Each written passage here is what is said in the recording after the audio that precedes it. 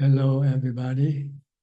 Welcome to another Dhamma meeting where we will discuss the Buddhist practices of charity, morality, and meditation. Everyone who is interested is welcome to join.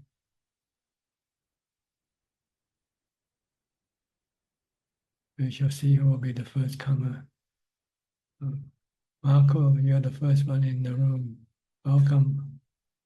How are you? Hi, Ajahn. I'm good, thank you. How are you? Good. Thank you. What can I help you? I have a couple of questions. First, I would like to report my homework. I've been the last 2 days keeping the 8 precepts. It's been going well. I'm noticing that my mind is very calm. I'm doing a lot of walking meditation, about 1 hour to 1.5 hours each day. I try to do the sitting meditation as well, and I've changed my approach. I used to try to do it as long as possible, but now when I'm noticing I'm getting tired, I'm cutting it off, and I'm noticing that I can keep aware basically for 15 minutes, because if I try longer, I'm noticing that I get drowsy, and then I change to walking meditation again. So first, I would like to ask you on guidance on how I can really prevent being drowsy, and is this the right approach to just make it smaller intervals? I think the main problem with drowsiness came from eating too much. If you want to be a meditator, you have to eat less. Just no other way about it, You just have to, because when your stomach is full, your body tends to be drowsy and sleepy. So you have to reduce the food intake as much as possible. If you just keep reducing until you feel that you no longer become drowsy. That's a good one. That's multiple suggestions for being healthy. I'm noticing now that I'm doing the 8 precepts, so I try to eat only one meal a day, and then in the evening, I think then the second part is that the body gets tired too, and then that doesn't help either. So I think it's a combination probably that I need to work on. Yes, and working as a layman also can be a hindrance to your meditation practice. Because when you work, Yeah, your body get tired, and if you eat less, that will make your body much more weaker. So it's a hard thing to do to meditate as a layman. yeah. I'm trying to make it a habit to do it in the morning before chanting, and then at least I know that I won't fall asleep at that point in time. But I do notice then at that point in time that the mind gets very restless towards work, already start worrying about the things to do at work, and then that also is not this doesn't really give a calm feeling, say it like that. That's the result of the lack of mindfulness. Your mindfulness isn't strong enough to keep your mind from thinking. So you have Yeah, to maybe use the mantra or do some chanting to stop your mind from thinking before you can meditate. Or if you yeah, cannot meditate, just you have to accept that you just have to work on your mindfulness first. yeah. That's a good one. Thank you, Ajahn. And another question I have is regarding my ego. My ego is very big, and I easily get very defensive. Um, I would like to ask your guidance on suggestions how to make that less. I'm trying to submit myself every day to the Buddha Dhamma Sangha, and really give over my ego. But I noticed that when situations come up where I feel, I don't know, I'm probably attacked or not comfortable, then my ego gets in the way. You have to you have to do a role playing. You have to see yourself as a servant to everybody. Treat everybody as your boss. That's a That's good what one. the So that's what the Buddha recommend. Treat yourself like rag, in which people can just step on it, use it to clean, to wipe dirty stuff, and you don't mind doing that. being a rag. That's a good example for me. Yes, Vedana are feelings. When you're feeling good, this is Vedana. Like when you have a full meal, you feel good. For me, having a full meal, that's Sukha Vedana, or good or happy feeling. When you're hungry, that's Dukkha Vedana, or unhappy feeling. So this is feeling, how you feel when you're faced with some situation. When you see somebody you like, you have good feeling. When you run into somebody you don't like, you have bad feeling. This is Vedana. Okay. Okay. And sanya, memory, in Thai we translate it as memory or perception. When you perceive things, this is the work of sanya. When you see me, you're perceiving me. This is sanya. And you also have memory of me, whether I'm the person you like or you don't like. And when you have this perception of me as somebody that you like, you have good feeling come up. If you see somebody that you have bad feeling, you have bad memory of that person, you have bad feeling come up. So this is the work of sanya. Okay. And then the vijnana is the actual consciousness about the situation, right? The vijnana is the one that receives the information from the body, the sensual objects from the body, and send it to the mind. That's all it does. It's just a receiver of sensual objects. Okay. And then it's the sanya that does the processing what type of this sensual object are. They're good or bad to you. Then when you find out that they're good, you have good feeling toward them. If you find out that they're bad, they were bad to you before, then you say, oh, this is bad. You have bad feeling. Then comes sankhara. Sankhara is thinking, what should I do with these things? If I see somebody I don't like, you may try to avoid that person. You can. That's sankhara telling you, take a detour, turn left, or don't face this person. But the problem with sankhara is sometimes you want to do something that you cannot do. That's when you're creating dukkha in your mind. Like you don't want to meet this person, so you try to avoid this person, but you could not do it. Then you get dukkha. You get that. This is not vedana now. This is dukkha of stress in your mind, which is different from feelings that we just mentioned just now. Feelings come from the perception of the sensual objects. But stress in the mind comes from our cravings to do something or not to do something. And So if I, sorry, go ahead. So this is where our problem lies, in our cravings. Sometimes we just have to face things we don't like. We don't want to have any stress. So face the tiger and let the tiger do whatever it likes. And you're not going to be stressful. You're ready to let it pounce on you. My ego's too big for that still. Too afraid for the tiger, I guess. So if I compare that to the advice that you kindly gave me last time, it's because I have a lot of remorse for past situations, and I look back. Are those also then new sankharas that I'm creating based on old situations? And does it help me to reflect on those and try to find the 5 aggregates in them to try to analyze them? You don't need to analyze the 5 aggregates. You just have to know what they are. That's all, how they work, and the one that you really have to control is your sankhara, your thought. The other you cannot control. They are automatic. See?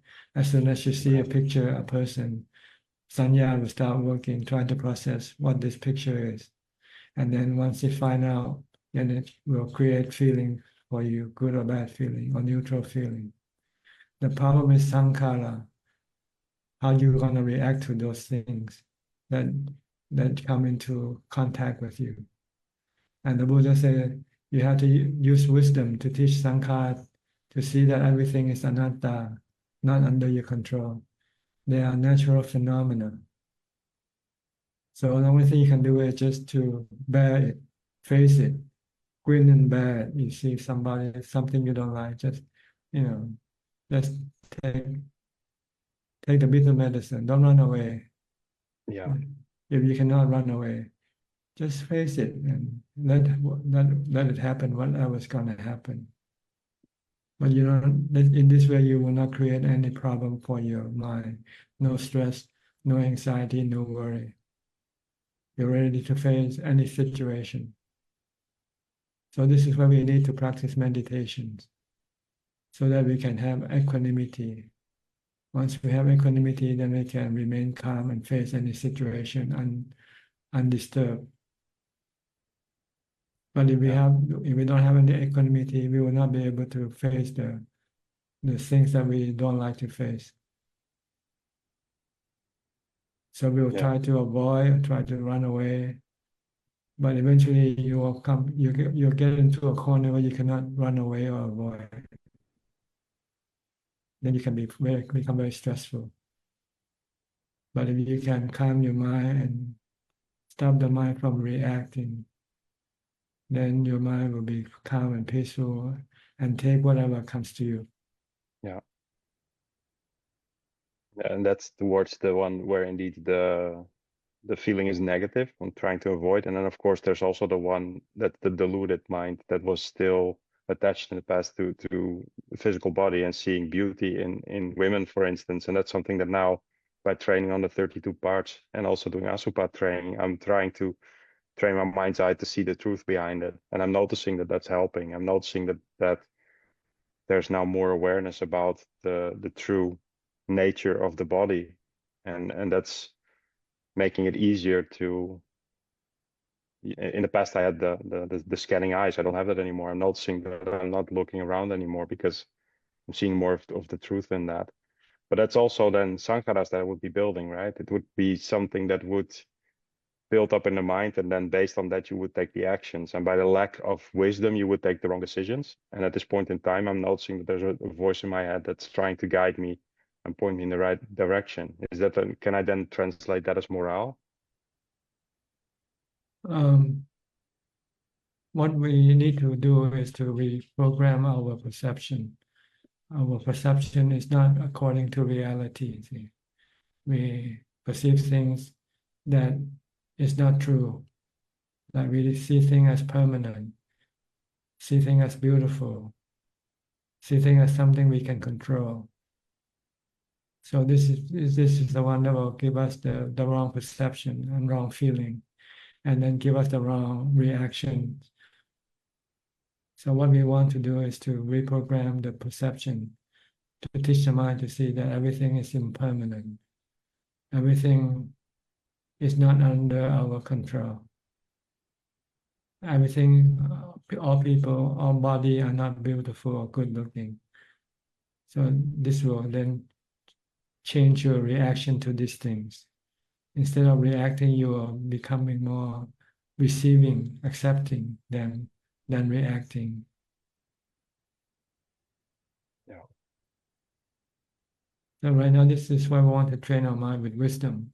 Wisdom is the process of changing our perception from delusional to real. Our perception is delusional. We see things as permanent. We see things as having a self. We see things as good looking, attractive when in fact it's not good looking or attractive. Yeah. So if we can see the truth, in our perception, see things as they are, then we don't need to do any reaction, because we know that it's pointless to react or to do anything to them, because they are not under our control. We cannot possess them or keep them for long. If we try to possess them, sooner or later they will slip away from us. Yeah. Thank you, Ajahn. Okay. So try to change your perception. Look at everything as, if you have problem with body, people's body, look at the other side of the body. Look at the unpleasant side of the body. So Yeah. you don't be deluded to think that the body is attractive, good looking. Beauty is only skin deep, right? So that's why we have to go under the skin. Yeah, my wife often makes a joke and she takes out the hair and she said, "Do you like my hair?" It's like, no, not like this, when she holds the strand of hair like that. So it's indeed true that if you see it for what it really is, that helps. And that's why the Asupa training is helping as well. We're watching a lot of operations and it's actually repulsive to see the body on the inside. It helps. Or if you look at things as being impermanent, being temporary, then your attachment to things will be less or not at all. Because you Yeah. know sooner or later you will have to lose them. Yeah. And when you lose them, you don't feel any sadness because you already know ahead of time that this is what's going to happen. Yeah. Thank you, Ajahn. Okay. So our problem is sankhara and sanya. Sanya, our perception, and sankhara, our reaction Yeah. toward things. We react with craving, we react with attraction or aversion, which cause stress in our mind. Yeah. We don't want to have any stress, we don't react with aversion or react with affection, with love or hate. We just merely react with rationality, with calmness, with equanimity. Yes. Thank you, Ajahn. Okay, Thank you. okay, good. Hope you can chew on this thing and maybe make some use from it. Get some. Absolutely. Okay, Thanks, Ajahn. you're welcome. Next, Alsa Sim. Hi, Alsa Sim from Malaysia. Good evening, Ajahn. May I Yeah. report on my practice, sir? Okay. I feel that if I do walking meditation around 15 to 20 minutes, then I do my sitting meditation. It's easier and then the mind settle down very fast. Then I went into ekagata, one-pointedness, no thinking. Then I feel my body, the whole body from the head to the toe expanding. Then I just watched it there for some time. Then either I feel the mind is above and the body, as if the body and the mind are two separate entities. The mind is above. Then I still continue meditating. I think you should not pay attention to your body when you meditate. You want to make your mind empty and calm. If anything comes up, it means your mind isn't yet calm. It's not still enough. It's still creating these images. So come back to your meditation object rather than watching what's appearing in your mind during your meditation. Okay.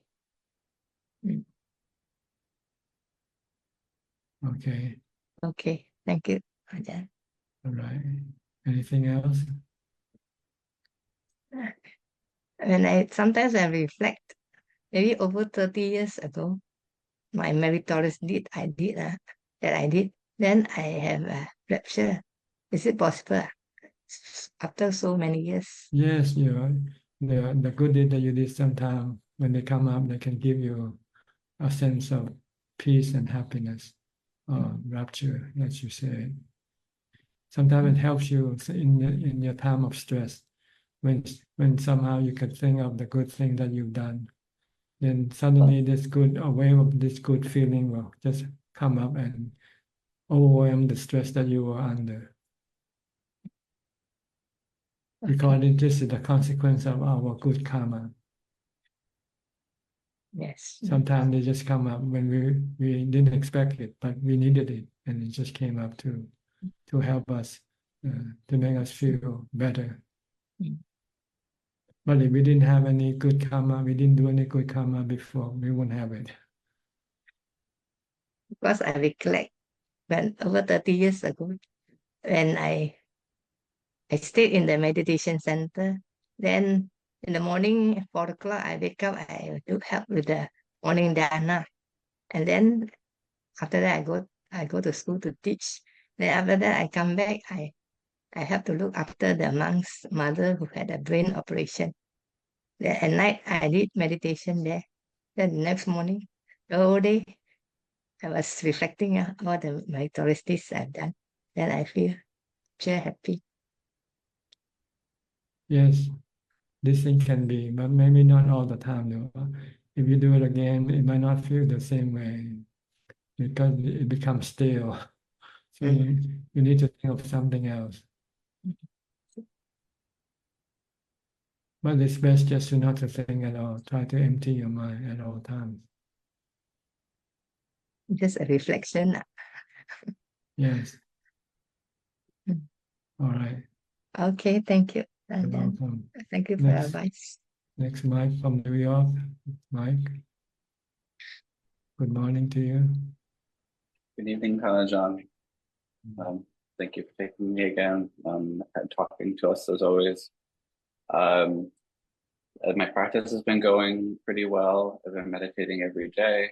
I noticed over the weekend I had kind of an unpleasant day that my partner had kind of put me through, and I noticed that this anger kind of arose in me over the next day, even like lingering today, and it's something that I've been not wanting to, act on or say anything on, kind of just like not kind of bypass the anger a little bit because I know that it's like kind of maybe about attachment or it's like something that's already passed, so like it shouldn't continue to upset me. But I was just curious if you, Tanajan, had any like lessons about using insight to kind of untether yourself to angry mind states. Yes, our anger are caused by our cravings or expectation. We expected something from somebody, and when we don't get what we expect, then we become angry or sad. So the way to solve this problem is not to expect anything from anybody. Take things as they come. Don't expect the person to do something for you, to do good things for you, or say nice things to you. Maybe that person is not ready to be nice to you today. So that person might act real bad to you. But if you don't expect anything from that person, then you won't feel sad or angry at that person. You will understand that this is the nature of that person. Sometimes it can be good and sometimes it can be bad.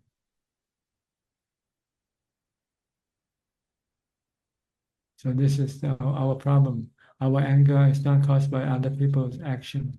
It's our expectation of people's action, not according to what we expect to be. So the best thing is try to take things as they come without any expectation. Then you will not be surprised because you're not expecting anything. Everything is, will be acceptable because you don't expect anything. So anything happen, you can accept them.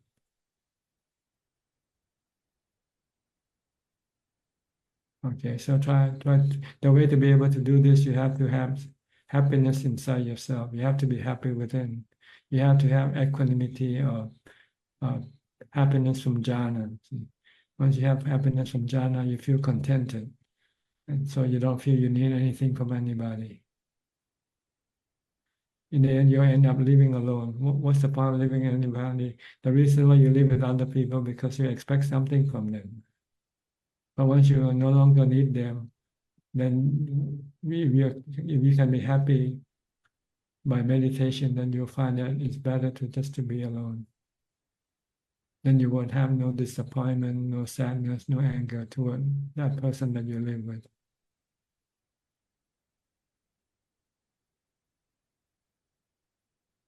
Okay, so try to do more mindfulness meditation.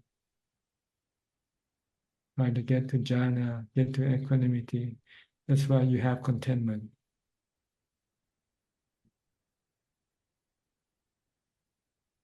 Okay. Thank you, Ajahn. And the next step is to see everything as an impermanent, unreliable source of happiness. So don't rely on anything, because sometimes you can get it and sometimes you don't. Or sometimes you can get it, but you can also lose it afterward. So it's better not to expect anything or rely on anything for making you happy. Rely on your own mind to keep it calm and contented. By mindfulness, meditation, and by wisdom, by seeing that everything in this world is not a reliable source of happiness for us.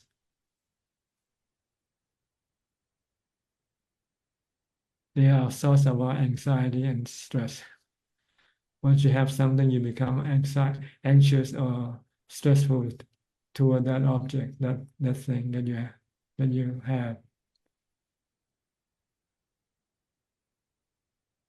Okay. Anything else?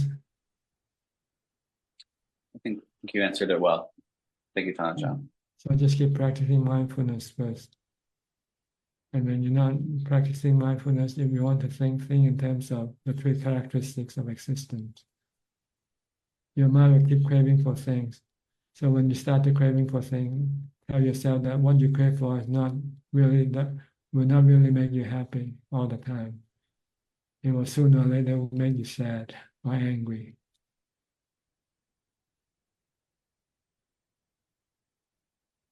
Okay, good. Next, for the Felicia Chan from Malaysia. Okay, Ajahn. My practice is still good. I want to say goodbye to you.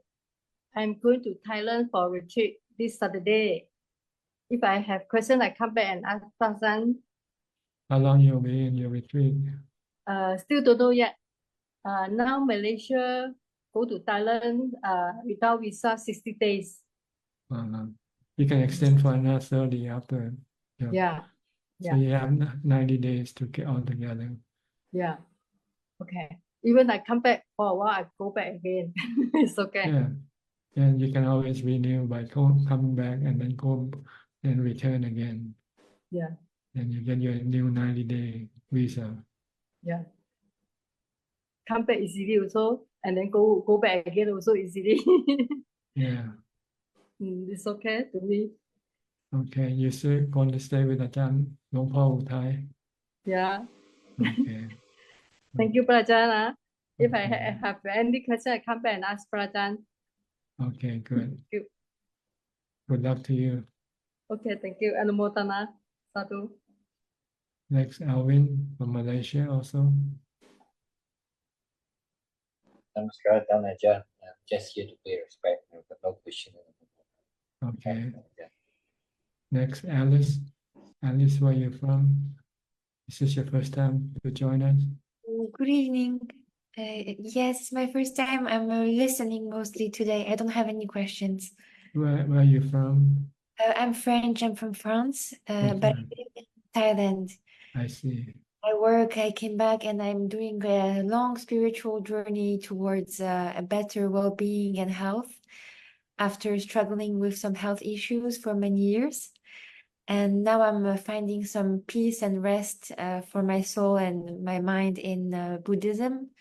So I'm discovering the benefits of faith in your teachings. Okay, good. I hope you can use it to enable your mind to be happier. Absolutely, yes. Okay. If you have any question, you can ask later on. Okay, thank you. You're welcome. Next, Dave Yenso from Penang. Ajahn, good evening. No question, Ajahn. Yeah. Okay. We'll go to Samanji. I believe she has some question. Hi, Samanji. Hi, Ajahn. Hi, Ajahn. What can I help you with today? Yeah. Can you hear me? Yes, perfectly. Good. Yeah, I have a couple of questions today as well. Firstly, Tanajan, what sort of a relationship should Buddhists have with money in Buddhism? Is it a good thing to try hard to become a millionaire, or what sort of a relationship should Buddhists have with money? Just enough Maybe to for a layperson. just enough to survive, just enough to pay for your expenses, your four requisites of living: food, clothing, shelter, and medicine. Okay. Also, Tanajan, even if we want to give some money to others, at least for that, we should be wealthy enough, no, even to do a bit of charity. In that case, like, is it a good thing to earn money and to Not to earn money to do charity. You do charity because you have extra money that you don't need. Then you don't want to spend time, go after money and then give it away. It's better for you to spend your time on meditation practice. And also, Tanajan, actually a non-Buddhist recently asked me, he asked me actually, why are monastery monks are truly happy? Is it because he didn't refer to temple monks, he referred to monastery monks. He asked me as to why they are truly happy, and he asked me as to what's the formula behind their happiness. That's how he put it. He's a Catholic, actually. Could you help me? Oh yes, Yeah. the practice of charity, morality, and meditation. This is the way to keep the mind happy. You do charity to let go of your attachment to money, or you're relying on money for happiness. Okay. Because when you do charity, you feel happy, and this kind of happiness doesn't hurt you. You like the happiness you get from spending money on luxury things or unnecessary items, because they are addiction if you spend money on those luxury things. Okay. Regardless of how much you buy, you still want to buy more. And when you cannot afford to buy more, then you become unhappy. When the money you give to charity makes you feel full and happy and contented. Okay. And if you become a monk, then you don't have to worry about charity because you don't have any money. Yes, yeah. Then you just worry about keeping the precepts Okay. and meditating to calm your mind, to stop your cravings. It's like craving that makes you unhappy. Once there are no craving in your mind, then you feel content, happy. Okay. And Tanajan, my next question is, does true compassion means treating all beings equally with same kindness? True compassion in Buddhism? True compassion means you're ready to help anybody who's in need, regardless of who they are, what they are. Okay. It's not treating all beings equally with same kindness, right? Because, for example, no, you help those who are in need. Those who are not in need, you don't have to help them.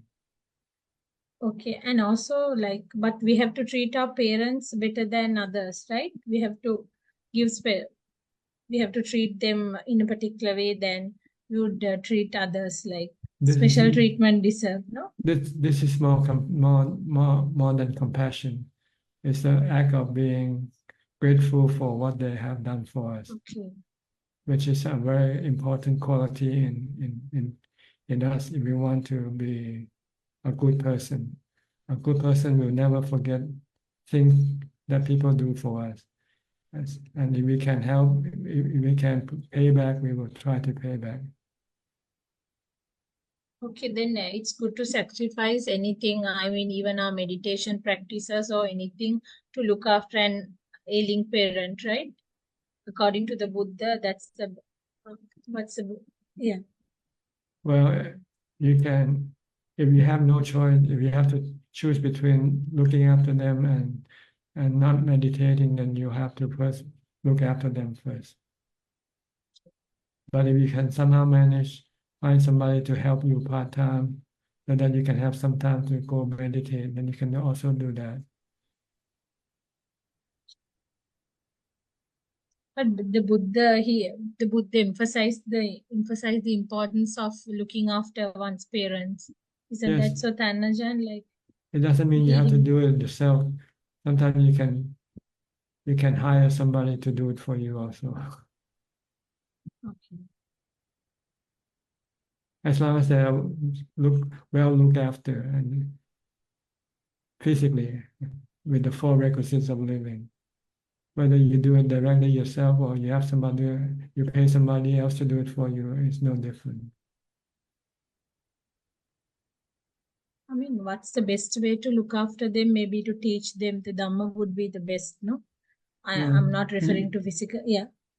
In Buddhism, we're not supposed to teach our parents. We cannot teach somebody who's older than us. They have more experience than us. But, Only if they ask for help, only if they ask for our advice, then we can do it.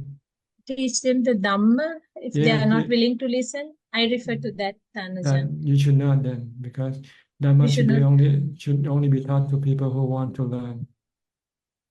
Okay. So we should not. I didn't get you properly, Tanajan. If they are willing to learn, Yes, we then you better can go teach ahead. them. Yeah. Okay. If they ask you what is Dhamma, and then you can tell them what Dhamma is, so forth. But if they're not interested, then it's not your position to go and teach your parents or tell them what to do. Okay. Because in Buddhism we consider this being irrespectful of your parents. Okay. Okay. And Thanajan, like where are Brahma and Deva worlds realms located? Brahma realm and Deva realm? Deva and Brahma? Deva and Brahma realms, what are the physical locations of these realms? No, these are spiritual location. They are in spiritual world. But when they are human being, their mind can be Deva or be Brahma. Depends on what type of karma they do. If they keep the 5 precepts and they do a lot of charity, they might become Deva, even if the body is still human. Okay. But if they can keep the 8 precepts and practice meditation and get to jhana, then the mind becomes Brahma. Okay. But the body is still human. And after the body dies, then the mind will be in the Brahma realm or in the Deva realm accordingly. But in certain Buddhist texts, Nanajan, I have read that some people, like after they are dead, they have gone and born in Brahma world, and some had gone and born in Deva world, like that. So I thought there are separate realms. They have physical locations. So that's No, not correct. They have separate spiritual location, not Okay. physical location. Because when there's no body, then the physical location, spiritual. yeah, it's a Okay. spiritual. And actually, it's not a location. It's just a state of mind. It's State the of the mind. It's a state of the mind. okay. Okay. Are they? The thing is, it said that Prince Siddhartha's mother was born in Tavutisa heaven. Yes. So heaven, it means a spiritual location. That's the spiritual location. Okay. And the Buddha needs to have psychic ability to be able to contact spiritual beings. If you don't have this psychic ability, you will not be able to connect with them. In order to get this psychic ability, you have to enter into another type of samadhi called upachara samadhi. Okay. But upachara samadhi is not required for practice or attaining to nibbana. In fact, it can be a distraction if you somehow have this ability to have psychic power. Then you might, instead of trying to meditate to get equanimity, you meditate to get to this special power and play with your power. And it can become a tool of your defilement if you're not careful. And Thanujan, we have read that the king of God, I think they were called Chakra. he came to listen to the sermons of the Buddha. That Mhm. means he's a spiritual being, like. Yes, And they we are, are they are okay. spiritual beings. And the Buddha was in meditation when he talked to them. He uses he uses his mind to connect with them, not his body. Also, we have read that these devas or brahmas, devas wear a lot of heavy gold jewelry and all those are like Buddhist literature. Those are not real. Well, in the spiritual realm, we're living in a dreamland. So when you dream, you can dream of many things. Okay. Dream of yourself of putting a certain type of apparel, having a certain type of decoration and so forth. But it's just dream, like when we go to sleep. When we go to sleep, it's like we're temporarily dead. We're not using the body. So the mind uses its own ability to create stories for it to entertain itself. If you do good karma, you have good story to entertain yourself with. If you did bad karma, then you have bad story to entertain yourself, like PTSD and so forth. If you did something bad, killing other people, other animals, then this bad story will haunt you in your dream when you die or when you sleep. Okay, Tanajan, can I ask a few more questions? Do you Go have the ahead. time? Yes, go ahead. Yeah, and Tanajan, can a Sotapanna be born in a Brahma realm? And can No, he not yet. Sotapanna is still having sensual cravings for sensual objects. He hasn't yet got rid of the sexual desire. Okay. So he has to become at the third level, become an anakami, non-returner. To be born in a Brahma realm? That's right, to be in Okay.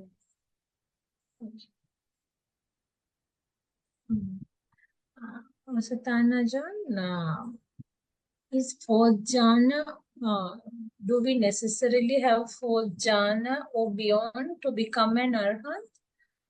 Because a reader, the minimum is the fourth jhana and higher. The fourth jhana and the rupa jhana, and then the other arupa jhana. They all have equanimity. Okay. Make your mind content and happy. And a read of mine, Tanajan, recently, after actually, he's a Buddhist. He asked me, actually, he said he has read somewhere that the Buddha had told Venerable Ananda Thera that if you have even first jhana is sufficient, if you have achieved what he meant was Tanajan, that fourth, we don't need fourth jhana and beyond to become an arahant. Even first jhana is sufficient. Something to that effect, he said. That's not correct, no? He didn't read the right sutta, because if you read the sutta on Samma Samadhi, the Buddha said you have to enter into the fourth jhana. Okay. Okay, thank you. Tanajan, my next question is about the dead and how to transfer merit to the dead. What's the best way to bestow merit to the dead, on the dead? By doing charity, giving something to help somebody, to make people happy with your giving, then you will have a good feeling. This good feeling is called merit. You can share this good feeling or contentment with the departed by just dedicating it in your mind. Say, I like to share this good merit, this good feeling, this feeling of contentment and happiness with a certain person. You can name the person. But it doesn't mean that person is waiting for your merit or not. Because a person who died doesn't mean he is waiting for your merit. If he did a lot of merit before he died, he doesn't need to rely on the merit shared by us. They have their own merit. They can be in the Deva realm. They can be. Okay. And Thanajan, once charity, when we give things to charity and when we do give alms and stuff, we have to after doing that act, we have to recite that gatha And No need, no you know, need no to, no need. need to. No Okay. need. Do you have to think about them actually at least? Well, you have to know. Specifically, You have to you have know to that you know. have done something good, and you have to have Okay. a good feeling from that action. Okay. So by doing that, we can transfer merit to the dead. That's If he right. wants to, if If the spirit waiting for your merit. okay. But And we also- don't know what state of mind that spirit will be in Okay. when he dies. But we And do it that- anyway, just in case. Whenever we do charity, we can share this good feeling with the departed. Whether they're Okay. waiting for you or not, that's a matter. Okay. And Thanajan, if the dead person had been able to attain merit, is there any way to know? Is there any way for us to know that they have got a better birth? Yes, you have to have psychic power like the Buddha. Then you can Okay. trace the dead, connect with the dead, and find out. Lucky, Okay. like the Buddha connected with his mother. Okay. And if they appear in our dreams and talk to us, can we? This is not Is it- certain whether it's the real or imagined. Sometimes you think about Okay. that person. Mhm. So so if we can even go and see an arhat to know whether a dead person had got a better birth. Not all If they arahants have have psychic if they have power. upachara, okay. Some do, some don't. And sometimes they don't want to waste time with this thing. They want to spend more time teaching you how to become arahant Okay. than worry about who But died, what happened to them. sometimes people are worried about their dead parents. They want their dead parents to get better births and help them, no Thanajan. That's why. So Well, what the best thing they could do is just do charity and just send it. That's all. Okay. Or they themselves to meditate until they have their own psychic power. Then they can Okay. find out for themselves. Okay. Yeah. And Thanajan, what is the definition of self according to Buddhism? Does it mean that there's no physical body, or does it mean that only the mind exists? No, self is a concept of a Self. person, like me, I, you. This is self. It's just a concept. The real thing, the one who created this concept is the mind itself, the delusion of the mind. When you think, it's like writing a fiction, a novel, and you create characters. So the mind creates self as a character, as itself. You think itself as a self. So once there is a self, it has to look after itself. It has to make this self happy. But in fact, the mind is just a knowing element, thinking that has the ability to think and to imagine things. And the true happiness of the mind doesn't come from creating a self, but from meditating to keep it calm and peaceful, and to stop this delusion and this craving that arises from the delusion. Okay. And Thanajan, a body doesn't exist, but a mind does. Am I correct?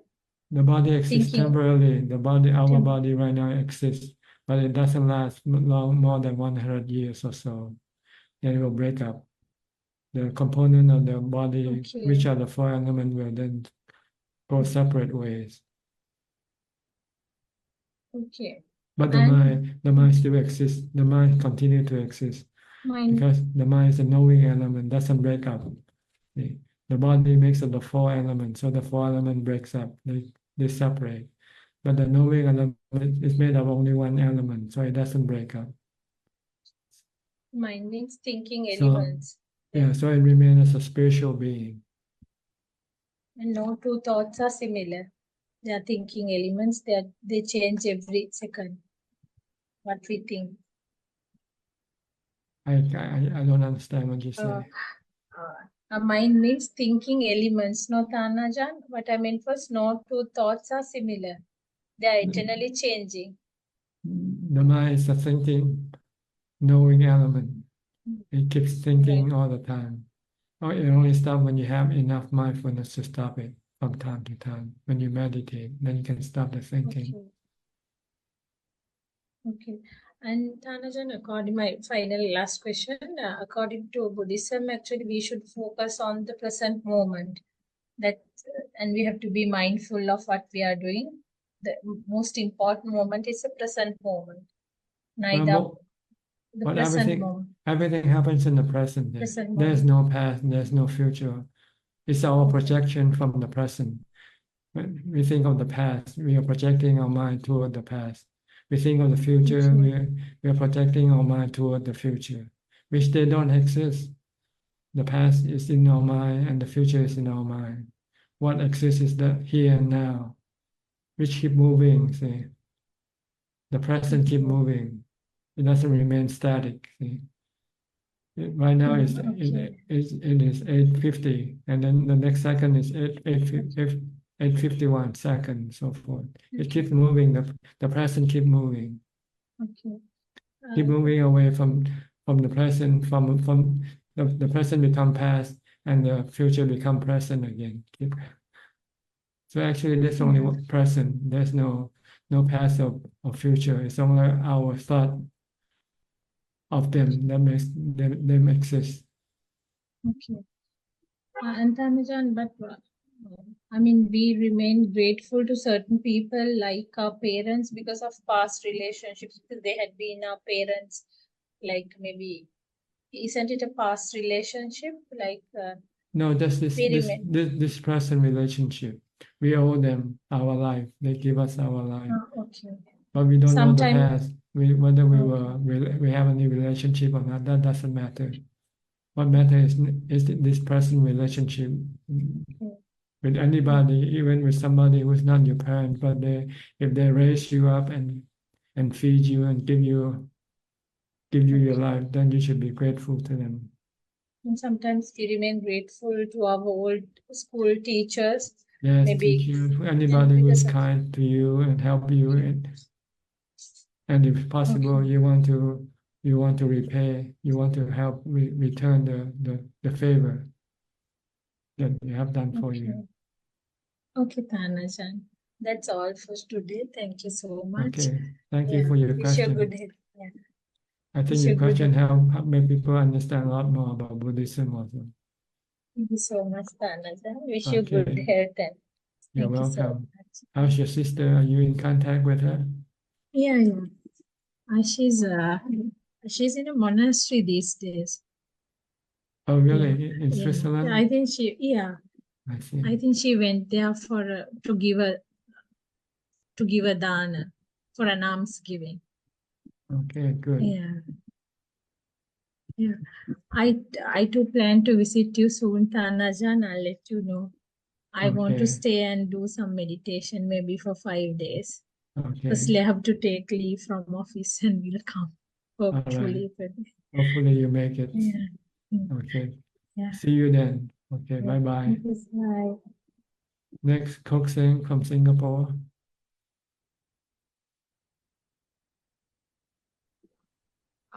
Good evening, Prajan. Yeah, this evening I'd like to ask you 3 questions. The first question, for the first precept, non-killing, I'm able to tell my mind not to kill the ants whenever I work in the kitchen, because there's this fear of the consequences. But when it comes to the number 7 precept about the to refrain from entertainment, there are times when my mindfulness is weak. I find it very difficult to suppress the urge, the craving to watch some entertainment videos.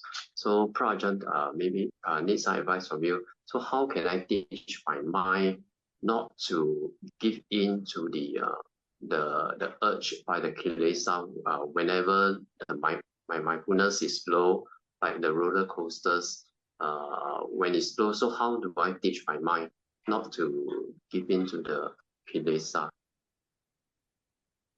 Well, just to teach them to look at them like that they are poison to you. They poison your mind because they are like drugs. They are like addiction. Once you become addicted to them, you just have to keep having them. And anytime you cannot have them, then you become unhappy, restless, and agitated. So you have to look at them every time you want to indulge in them. You have to think of yourself as taking poison into your body. If you know the thing that you want to drink can cause you pain, then you will not want to do it. The Buddha, you have to see them as dukkha. They can give you suffering. They can give you dukkha because of their temporary nature.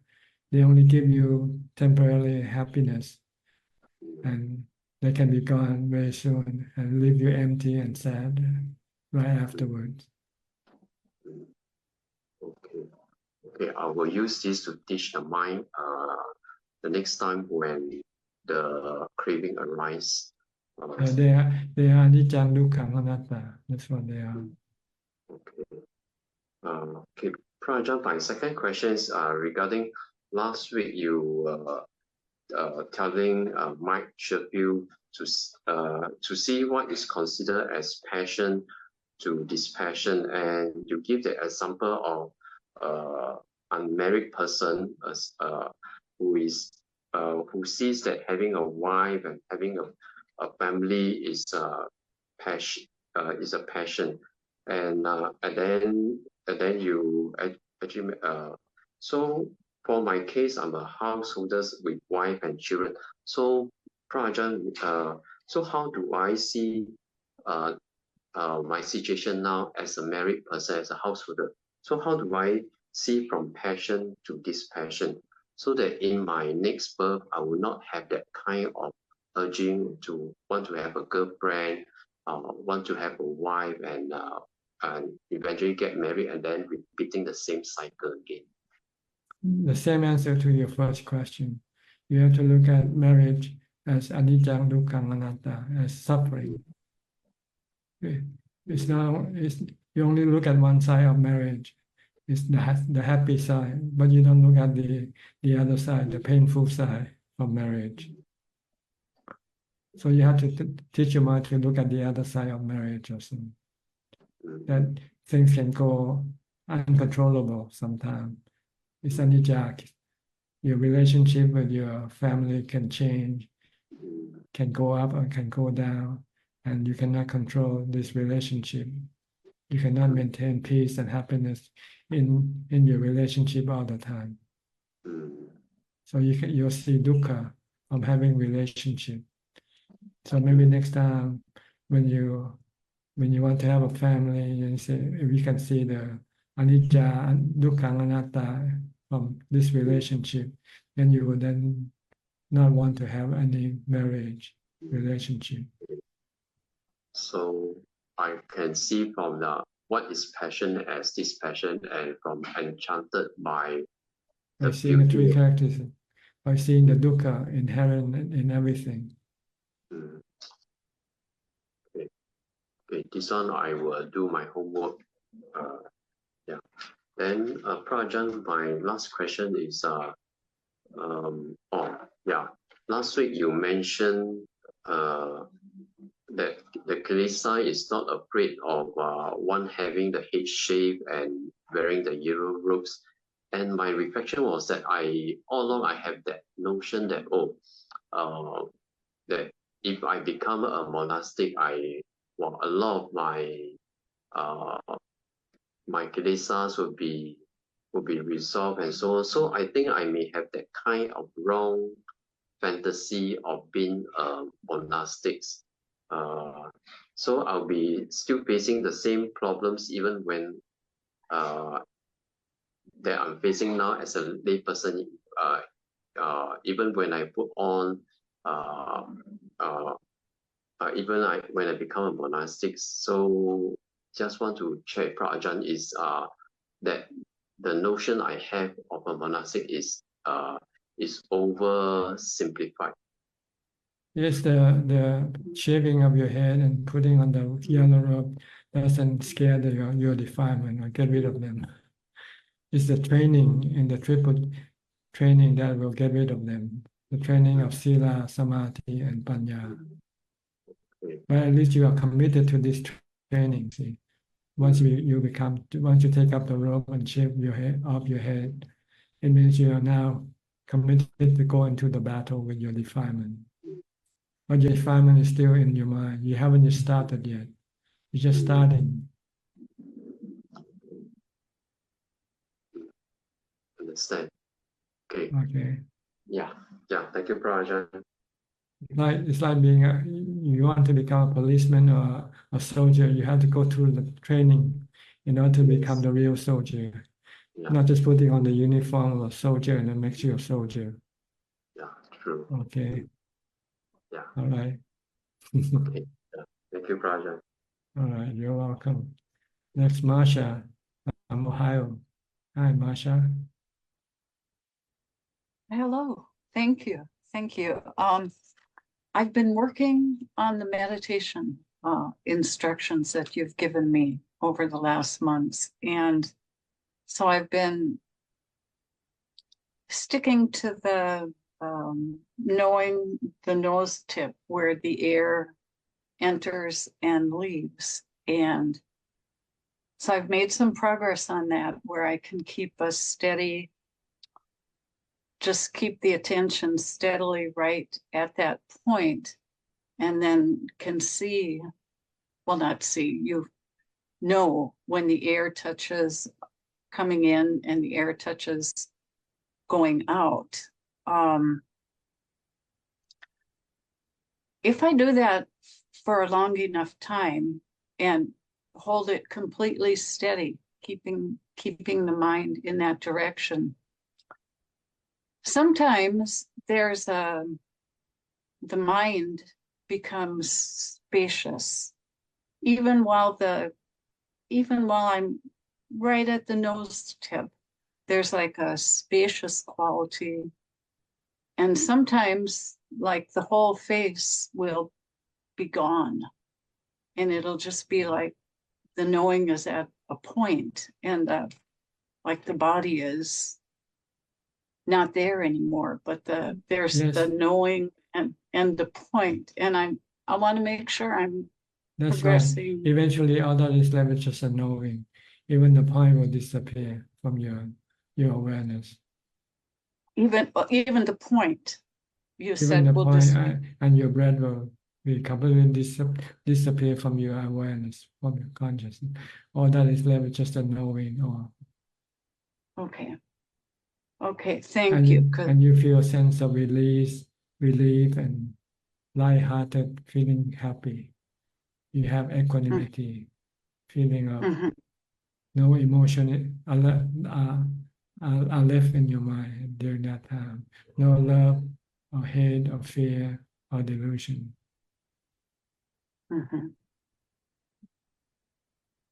Okay. And in listening to many of your talks and your descriptions of jhana, I've been doing the practice for about 10 years, and I can look back at different experiences I've had, and I'm thinking, yeah, that must have been jhana. And I know in one of them, it was like extreme joy, a joy that was almost to the point, Indescribable. Yeah. and almost a unbearable joy. That was early on, and of course that didn't ever come again. And then I was on a retreat a little over a year ago, and I'm certain that things that you've described, like you almost feel like you're in another world, and all the burdens, or another space somewhere removed from ordinary existence, and there's a total relief, no more burdens, just like a freedom, a contentment. But I'm wondering, you get these experiences, they come and then they go, and like, how do I have to become able to enter the jhanas all the time, or how much value do these little journeys into jhana, how do they carry with me, and what should I think about them? You should be able to enter into jhana anytime you like, whenever you need to. Because jhana is like a resting place for the mind. Like you need to recharge your phone every once in a while in order to be able to use your phone effectively. So you need to recharge your mind with jhana to make it calm, peaceful, and happy, and be able to deal with any situation during the time when you're not in jhana. So jhana is like a place you have to keep going back to. It's like charging your battery, your phone. You have to charge it every day, right? Because you use it every day. If you don't have jhana, and your mind will be constantly bombarded with anxiety, worry, and so forth. But if you have jhana, your mind will be calm and peaceful, even when you're not in jhana. When you are out of jhana, and you can deal with things effectively more with wisdom by seeing everything as being impermanent, being no self.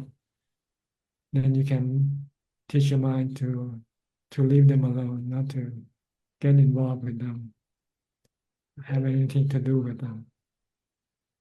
Because you are happy because you are happy from your jhana. See? But if you don't have jhana, your mind will start to crave for things. When you start to come into contact with them, then you have problem. When you have craving, you might have to work to go after things that you want to have. And when you get it, you have to protect it, keep it going. And when you lose it, then you have more stress from dealing with things, possessing things that you can no longer keep.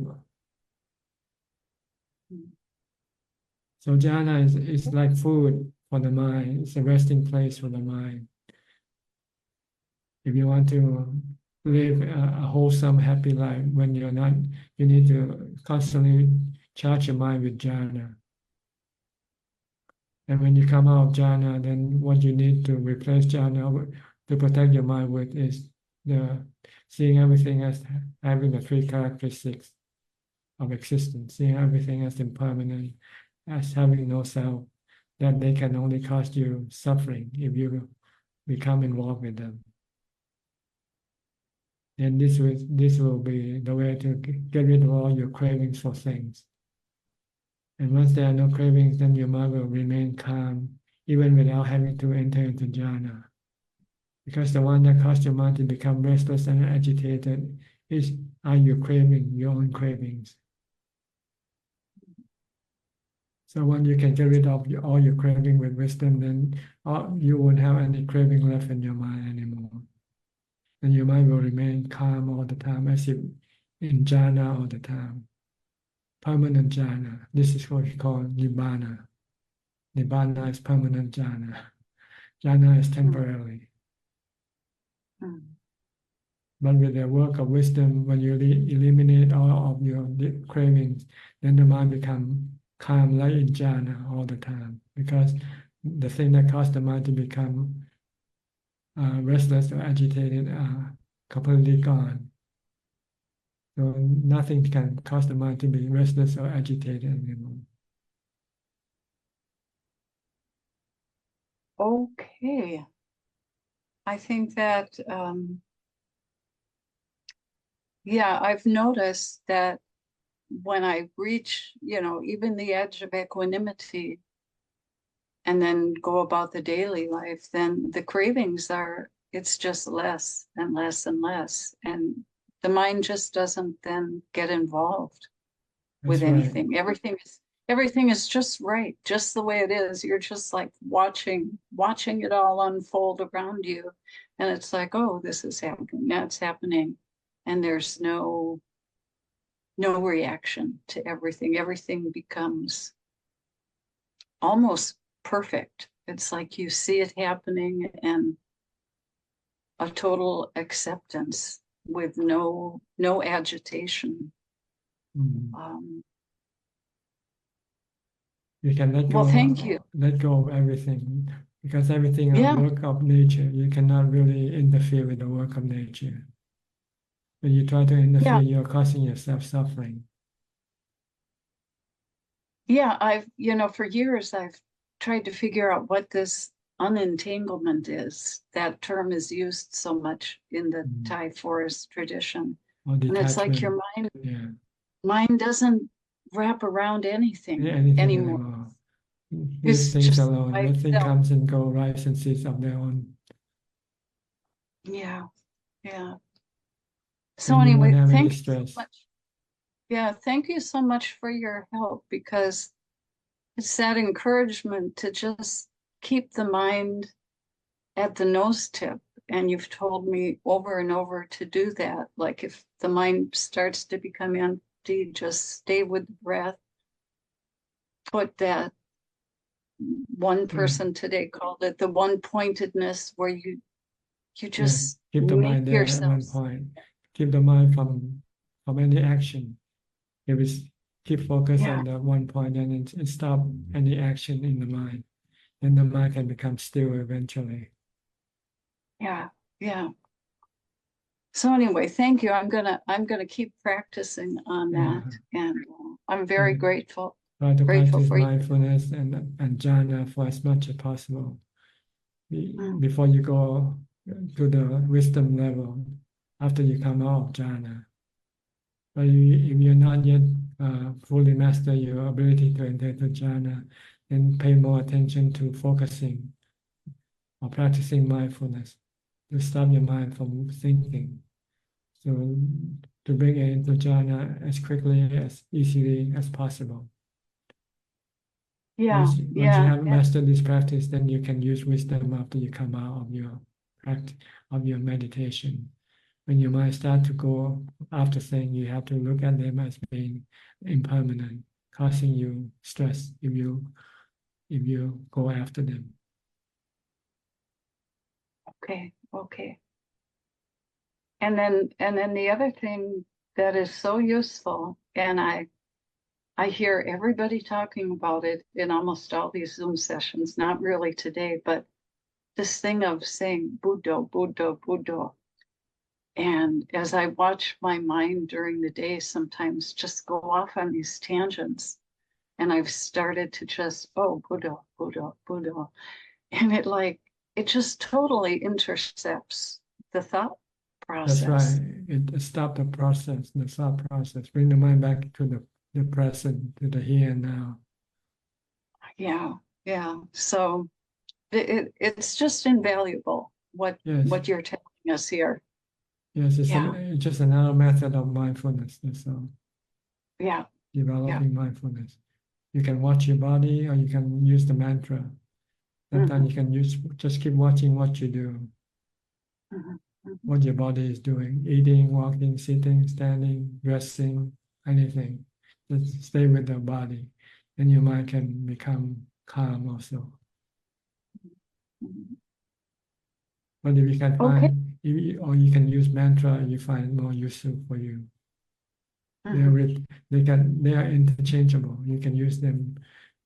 You can change them from time to time if you wanted to. And when you meditate, then you watch your breath. Yes, that's what I've been doing. If you could not watch your breath, then you can use the mantra to help you bring your mind back first. Okay. I'm gonna keep practicing all of that. Thank you. Okay. Good luck to you. Thank you so much. Next step from Oregon. How's your practice coming along? Good. I had my parents here last week, and I acted like a servant, and it was very good. Yeah, everybody will be happy that way. Everyone was happy. Yes. Yeah. I wanted to ask, next week, my kids, I have to be up with them. Will it be okay if I start in the morning, and then when I have to go help them, just turn off the screen? Or should I just sign? I mean, is that okay? What do you mean? I didn't understand your question. I don't want to miss the meeting. The meeting starts at 6 a.m. and I have to help my kids between 6:30 and 7. So would it be Yes. okay to just start the meeting and then just turn off the screen and then come back? That's okay? Yes, when you turn off the video, you move to in the back of the queue. But if you turn on your And I video, just turn it right back on. Okay. so if 'Cause I'm- you leave the video on, then you'll be in the queue. See, but when you turn it off, then Zoom will move you back to the end of the line. So it depends on where you want to be. If you want to stay in the queue, then you just leave your camera on, even though Oh, you're so not just leave sitting my there. camera on. Yeah, when you're not Okay. sitting, and if it's your turn to speak and you're not there, I'll just skip and wait for you to come back before I come back to your queue. Oh, okay. So just keep my screen on, just mute. Okay. Yeah, okay. Okay, that sounds good. Thanks. All I right. love these sessions and I don't want to be rude. It's okay. Okay. Mm, Thank you. It's good to see you. Okay. Next call from California. Hello, Ajahn. Nice to see you. I have a question. The other day, I stepped on someone's toes on accident, and my mind became very agitated afterwards. And I wonder, is this a form of attachment to? Yes, sometimes you want things to go well. When things don't go well, then you become unhappy. So you have to look at life as not certain. Things can go well sometime, and sometimes it can go bad sometime. And just learn from the experience and move on. Yeah, I was surprised it's such a little thing. Yeah, but because of your craving or your expectation, you want things to go good, and then suddenly it didn't go according to plan, and you become unhappy. So you just have to expect that life is not certain. Things can happen. Things that you don't expect to happen can happen. And let it be. Just accept it. Accept the happening and also the consequence that might come with it. Okay, yeah. And you can teach yourself to be more mindful, be more careful. When you do something, make sure that you know what are you doing at that moment. And less mistake will happen. Sometimes you do things without mindfulness, so you can step on people's toes. Just blame yourself for the happening, for the things that happen. It's your lack of mindfulness. Don't blame other people. Then you can correct yourself. You cannot correct other people, even if it's if it was their fault. But there's nothing you can do anything about that.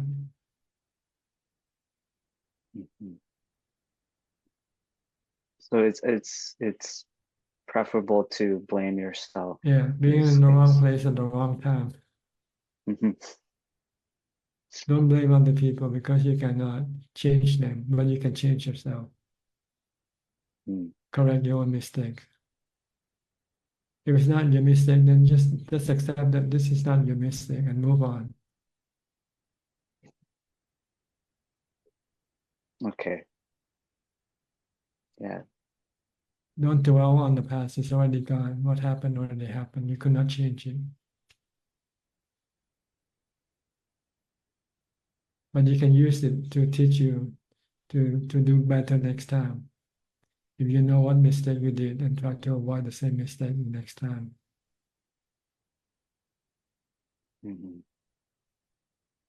Okay. Okay. Yeah, I think also the person didn't react well, so I wanted them to. I was craving for them to react well. Yes, they say, "Oh, it's okay, yeah. never mind," but instead they get angry at you. Yeah. Yeah. Okay. Thank you, Ajahn. You're welcome. Thank Okay. you. Any more questions? That's it. That's for all. now. Thank you Okay. so much. Thank All you. right, next, Celia. So you didn't come in last week. You couldn't come in. Good evening, Prajan. I tried to join last week, but I couldn't. But assistant told me why I couldn't. So I'm happy Yeah. that I can join this time. So hope you're doing well. Yes. Okay, good to know. I have two questions about my mother and how to make this situation like a practice, part of my practice. Lately, my mother has been having problems with her brain and with her body. They're not responding very well now. So yeah, this has changed our routine a lot. I'm still struggling with those things. So one of my questions was about regarding her brain. She has started having problems with short-term memory. So she may repeat the exact same questions many times, no?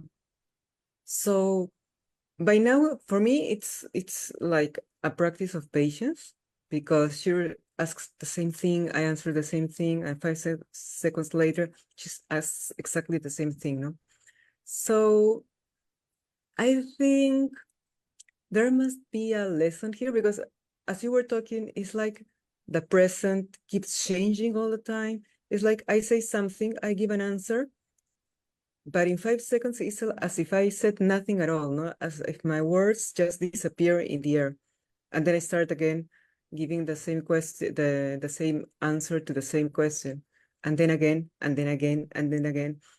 Is this a matter of impermanence? Is there something that I can also see in this situation that would help me make it a practice? Because I think it will happen in the future, no? Yes, her body is anicca. Her body changes. Her ability to remember is gone, so she forget. So you cannot expect her to be like before when she could remember what she said. Now she could not remember what she said after she having said that. Yeah. So you have to understand that this is how her mind or how her brain is working now.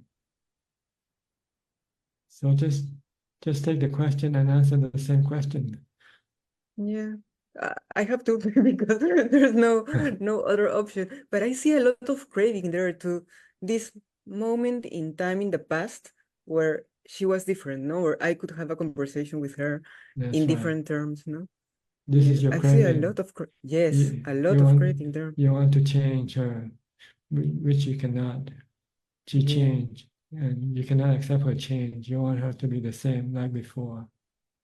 It's This very is your strong, yes. craving. This is your craving. Yes. You And don't see the truth of change. People change, the body change, getting old, getting sick, losing memory, and so forth. very difficult, especially when it's a slowly in time, then at least you can prepare, no?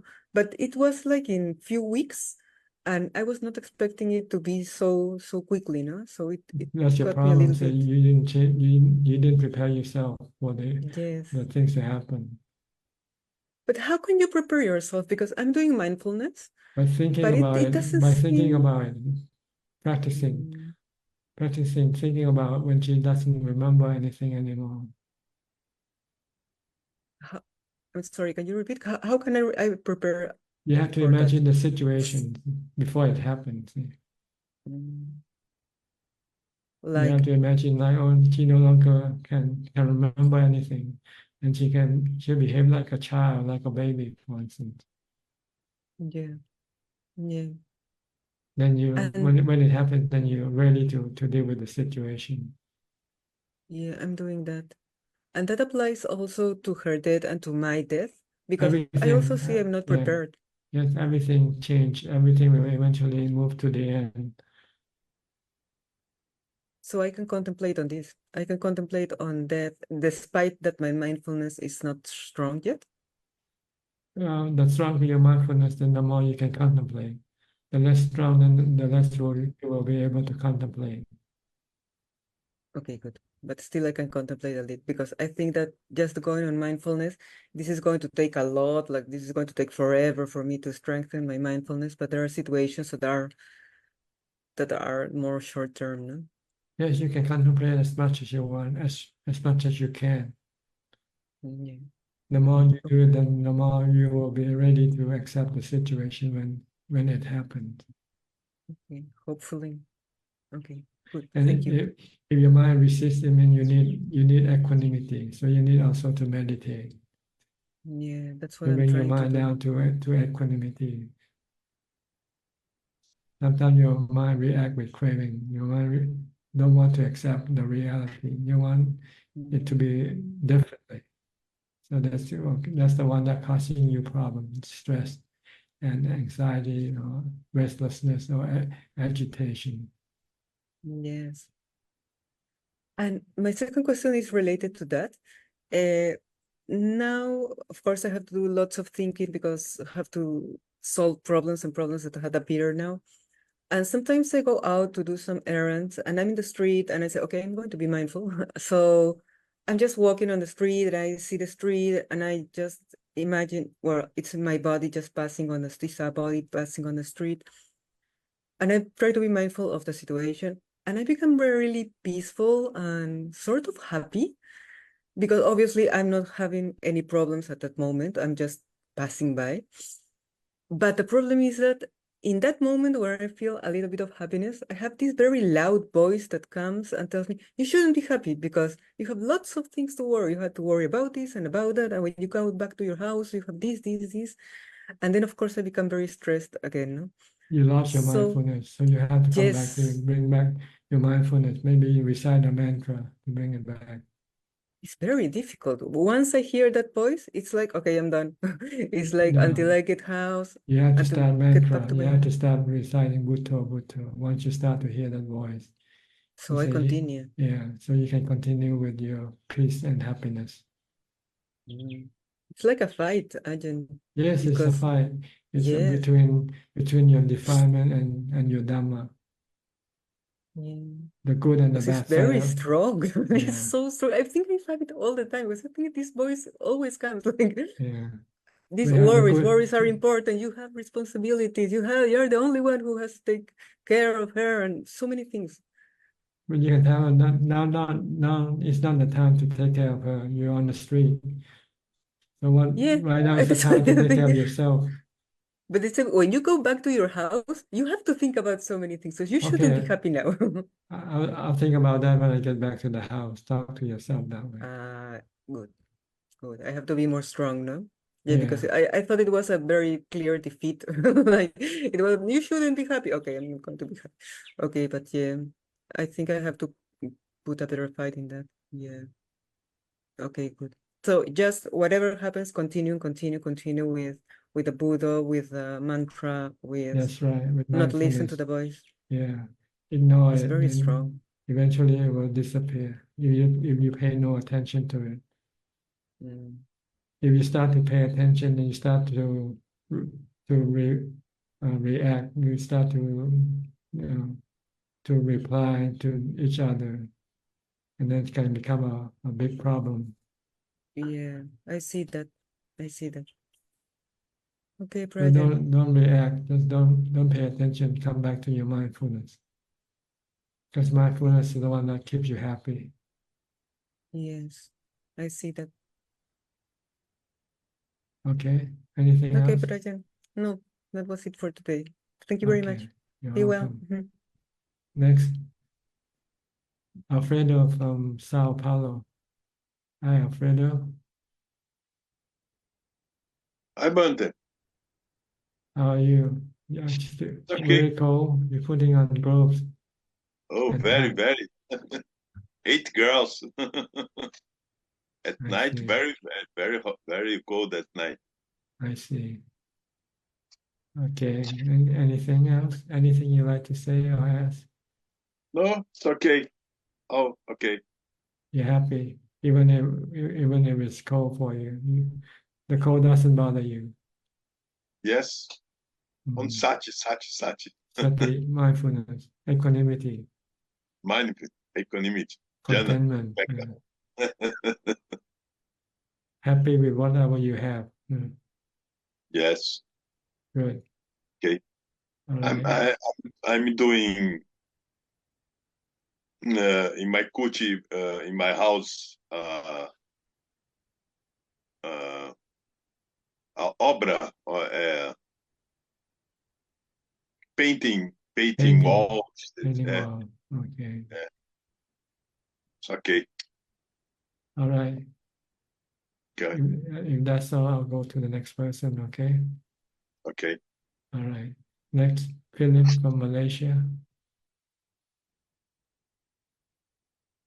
Ajahn, I'm here to pay respects. I don't have any questions. Just happy to be listening. Okay. Dr. Lin from Indonesia. Good evening, Ajahn.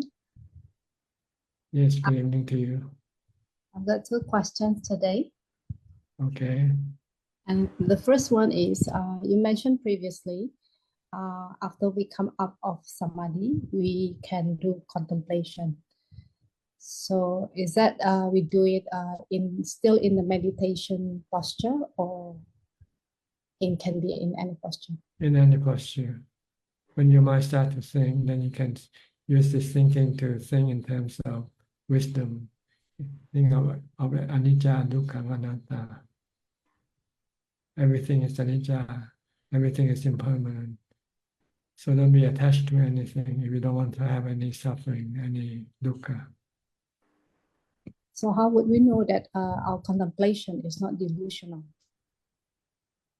When we're happy, when we're not sad, when we lose something.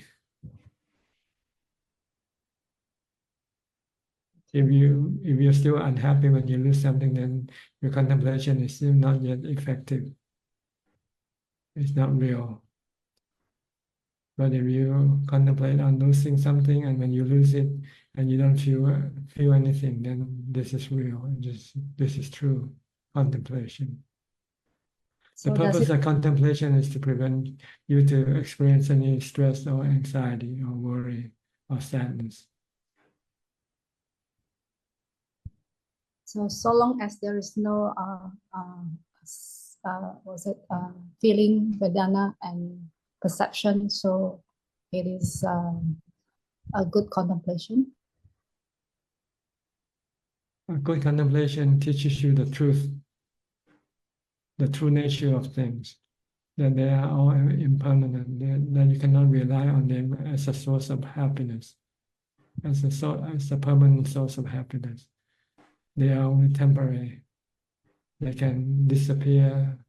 They can be gone and left you empty and sad if you cling to them or rely on them. Okay. So is contemplation similar to vipassana meditation? Yes, the same thing. Contemplation, vipassana, wisdom. The goal is to see the three characteristics of existence in everything. This is the nature of everything. Anicca, dukkha, anatta.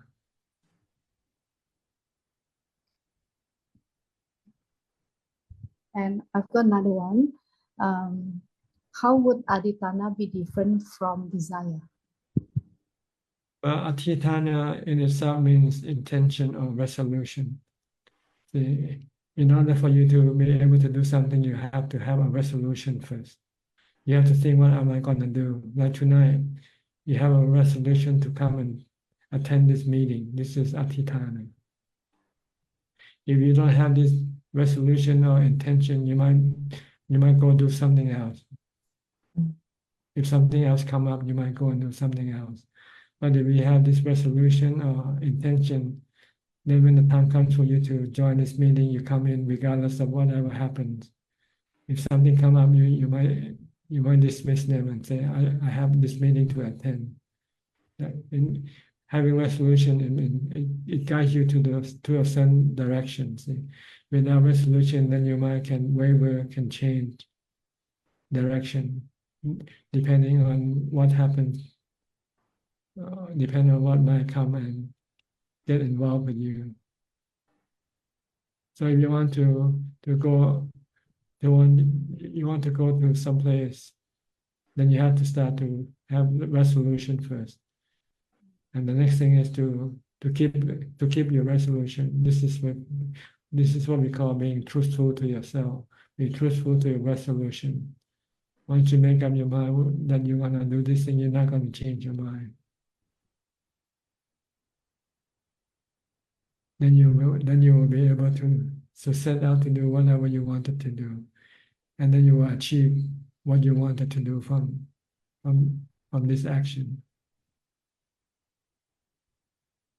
But it says craving. This is not considered to be craving. Craving is more like desire, wanting something to happen, or wanting something to come to you. This is craving. But adhitthana is more like something to drive you into good action.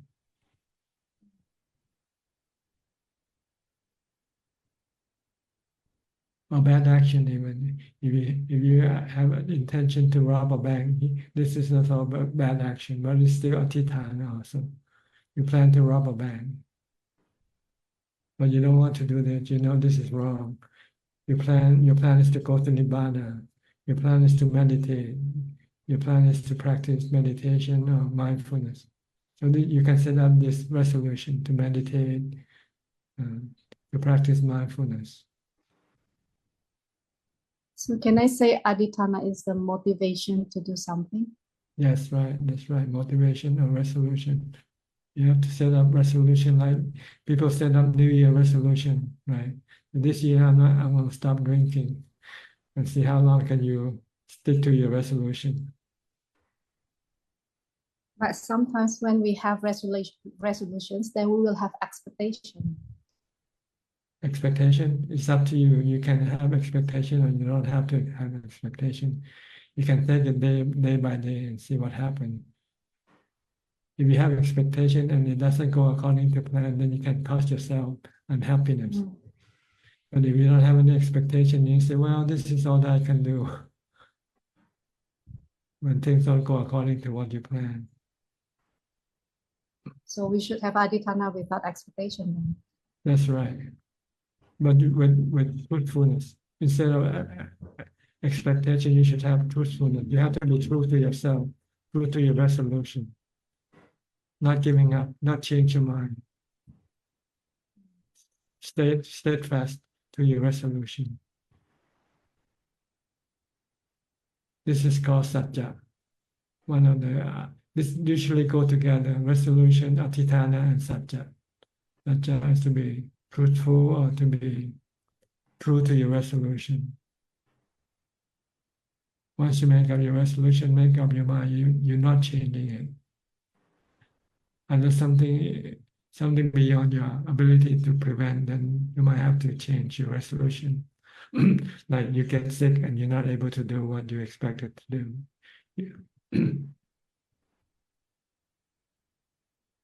Like the Buddha, when he sat under the Bodhi tree, he make up the resolution, he's gonna sit there until he became enlightened. If he didn't become enlightened, he won't get up, no matter what happened to his body. This is having resolution and having truthfulness, steadfast to your resolution, or true to your resolution.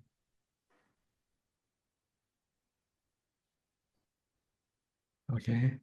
I have a lot to contemplate. Thank you, Ajahn. Right, you're Well welcome. explained. Thank you. Okay, next. I just saw her and she's gone on. Rohini, hi, you're next, Rohini. Good evening, Ajahn. Yes, good morning to you. Yeah, my practice is better, but still mindfulness is very, very weak. Does fasting help to calm the mind and get rid of thoughts? I mean, at least reduce thoughts. Fasting helps to reduce your drowsiness or sleepiness, laziness. And it can also force you to do more practice, because when you fast, you have hunger feeling, and one way to help alleviate this hungry feeling is by practicing meditation. So it's a tool we use to push us to do more practice. Yesterday I listened to Ajahn Dhamma talk. It was done in 1979, this course. There are series of Dhamma talk in 1979. Okay. And when I continuously keep listening to it, and that helped me to reduce thoughts. Yes, because you have to pay attention to what I said. So you Yeah, won't have time to go think about other things. yeah, and those is very your teaching is very helpful to me, you know. So it changed my life completely. So thank you for that. You're welcome. Happy to hear that. I hope Yeah, you and yes, will find more peace and happiness from the practice. yes. So it's my life changed completely towards Dhamma and the truth Dhamma. And at the moment, I'm struggling with the mindfulness. How do you See, do mindfulness? When as you explain in your videos, and when I get up and I try to focus on everything that I do when I walk, and I just think, but I continue this mindfulness for some time, maybe 5 minutes, 10 minutes, and then without me noticing, and just mind is gone. And then I realize after some time, oh, I'm not mindful. So because I keep thinking about family matters, Yes. This I is mean, it not, just goes without me noticing. You yeah, see? that's right. The slip of mind. So you call it So slip of mind. and sometimes those thoughts are quite useless ones, meaningless, but still it does go. And then after some time I realize I'm not mindful, and then again it's continue the same way, but I'm not mindful continuously through the day. So when my sitting is I feel it's better now, better than before. I can sit about an hour, but it's not continuous the breath meditation, but it's not completely mindful. So then I feel a bit discouraged. Oh, my mind goes somewhere, and then I get up. You have to be patient and just say things will get better. The more you practice, then the more mindful you'll have. So these things slowly develop. It's like changing an old habit to a new habit. It takes time. Our old habit is to be mindless, not to be mindful. Now we want to be mindful, so it will take time to change the habit. Like they say, old habit die hard. You know? Yeah, so that's what happens. You sit down and on breath meditation, and then continue till about an hour, but it is not continuous mindful. But I'm mindful of the breath coming in and out, but at the same time, the mind goes to Something else. other things. Bring it back. Then, as soon as you know that it's not with your breath, then bring it back to the breath. Just keep bringing it back. It's like catching a monkey, you know. You catch a monkey and then you lose grip of the monkey, then it's gone. So you have to go it's after. like a monkey mind, yes. Yeah. So then I just feel sad why this is going, and then I come down and listen to your Dhamma talk, and when I listen to that audio 1979 discourse is so useful, and I just saw it yesterday, and I listened about 3-4 continuously, but during that time I managed to the reduce my thoughts. So good. Yeah. that is quite I feel good about it, and just really want to thank you are going in the right direction, but you have just to be patient. Because the although result don't come easy. So serious, because my meditation was actually turned to good side since last couple of months. That is when I met you in the internet, and before that, and I was going to these retreat centers like here, International Meditation Center, like Yubaki. But I went there for 3-4 times, but that wasn't really helpful to me. So it is basically didn't do anything to me. So now I just feel life changed to a different direction. Okay, So good. that's Once you yeah, find that's the right what. direction, just stick to it and keep working Yeah, at thank it. you. Thank you so much. So because I have been going to Sri Lanka, going different retreat centers, but I found it wasn't really. I mean, I didn't get what I was looking for, and I did not have understanding really. So now I do understand at least where I am going and what What you have to do. Yes, you see, yeah, Okay. that's the way it is at the moment. So I can't really ask any other questions because I am not there yet, because I'm not, I didn't really achieve any samadhi or anything at the current. My problem is only the mindfulness, so that I have to work on it. That's all you need to know and work on that. Yeah, after that, Because the more you know, sometimes they can become distraction to your practice yeah. also. So at the try moment, not to just know too much. Try not to know too much and what you need to know. no, yes. Thank you. Okay, you're welcome. Thank you very much. Thank you, Ajahn. If you have any question, you can always come back and ask us anytime. Yes, yes. Okay, you're welcome. Thank you. Next, again, Anita. Hi.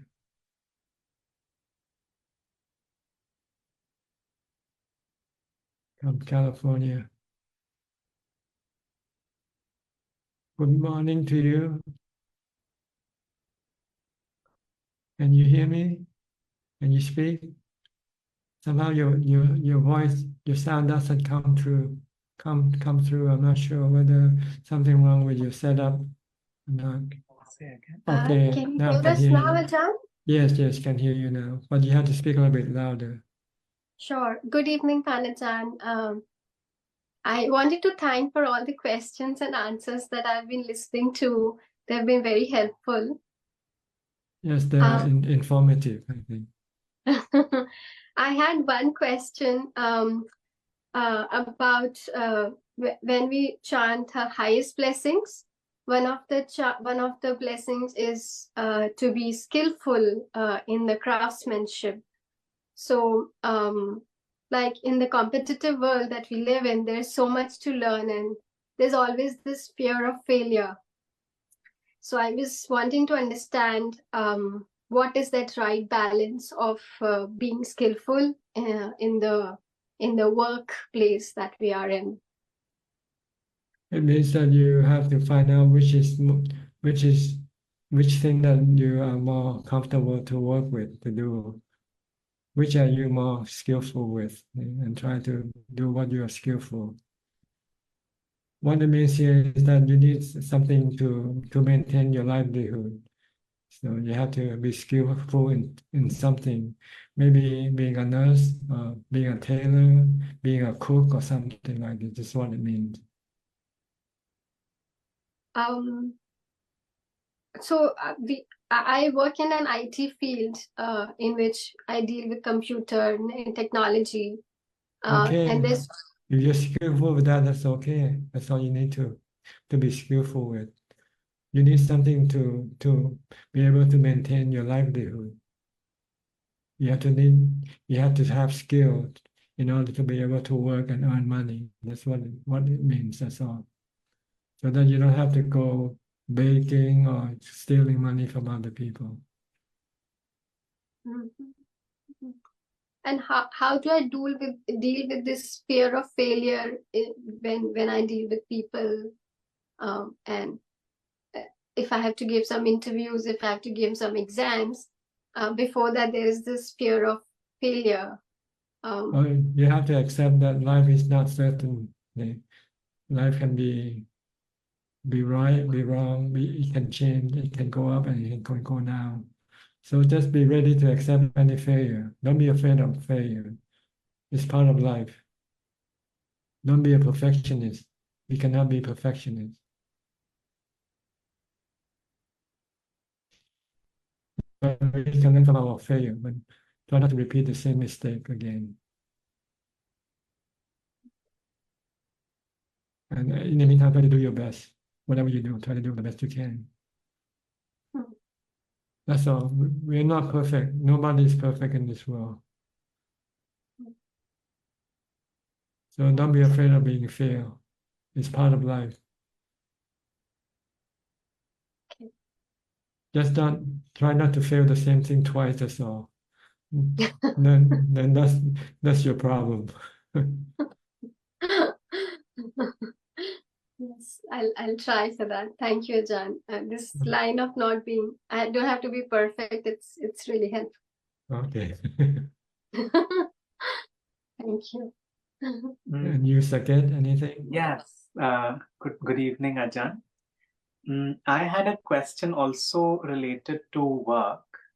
When we are working with people, and I tend to be on a kind of a management position, then sometimes there will be team people who aren't like, they can do a better job still. Maybe they're not, maybe they're not giving enough attention to the work, or maybe they are not being serious, and it can cause problems later in the project. What is a way to deal with it in line with the Dhamma?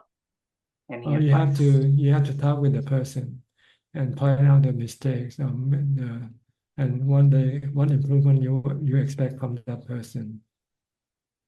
See, you have to talk and communicate and let the person know that he's not performing as he should be performing, and you might have to give him the ultimatum or consequence that if you don't perform, then we might have to not hire you anymore or something.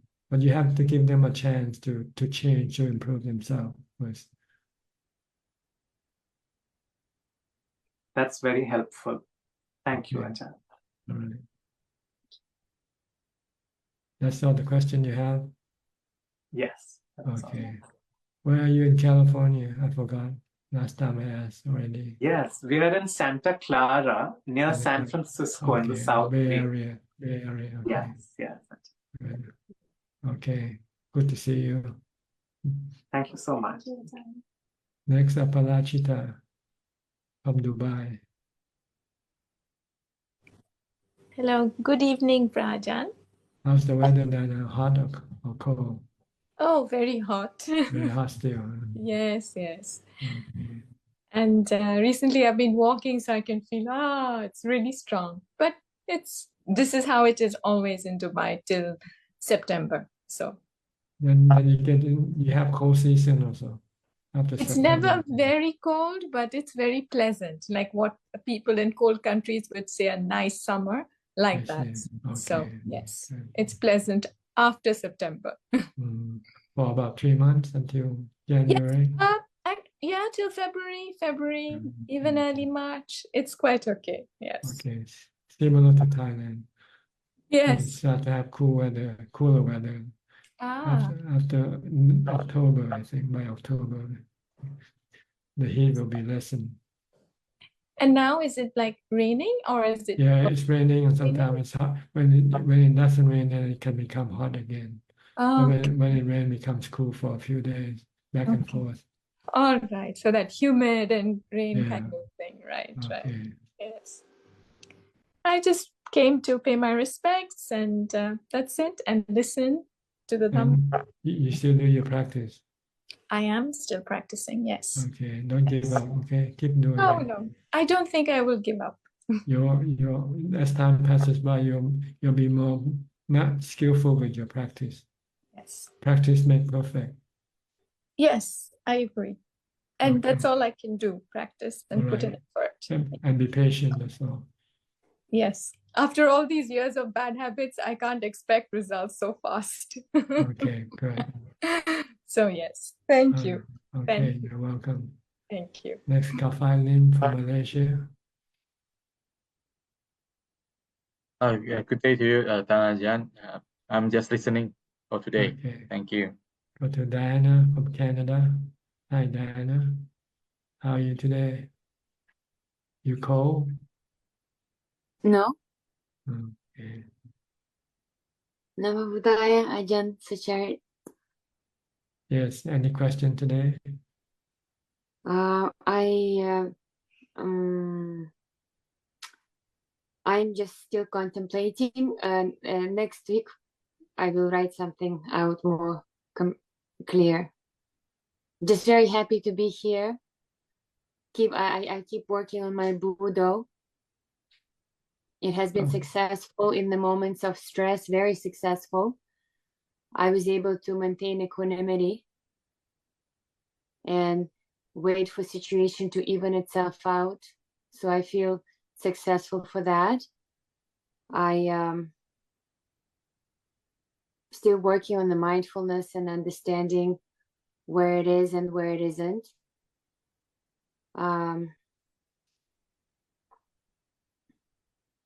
One thing different, I was trying to join last week, but I got cut off because I didn't know I had to keep the screen active.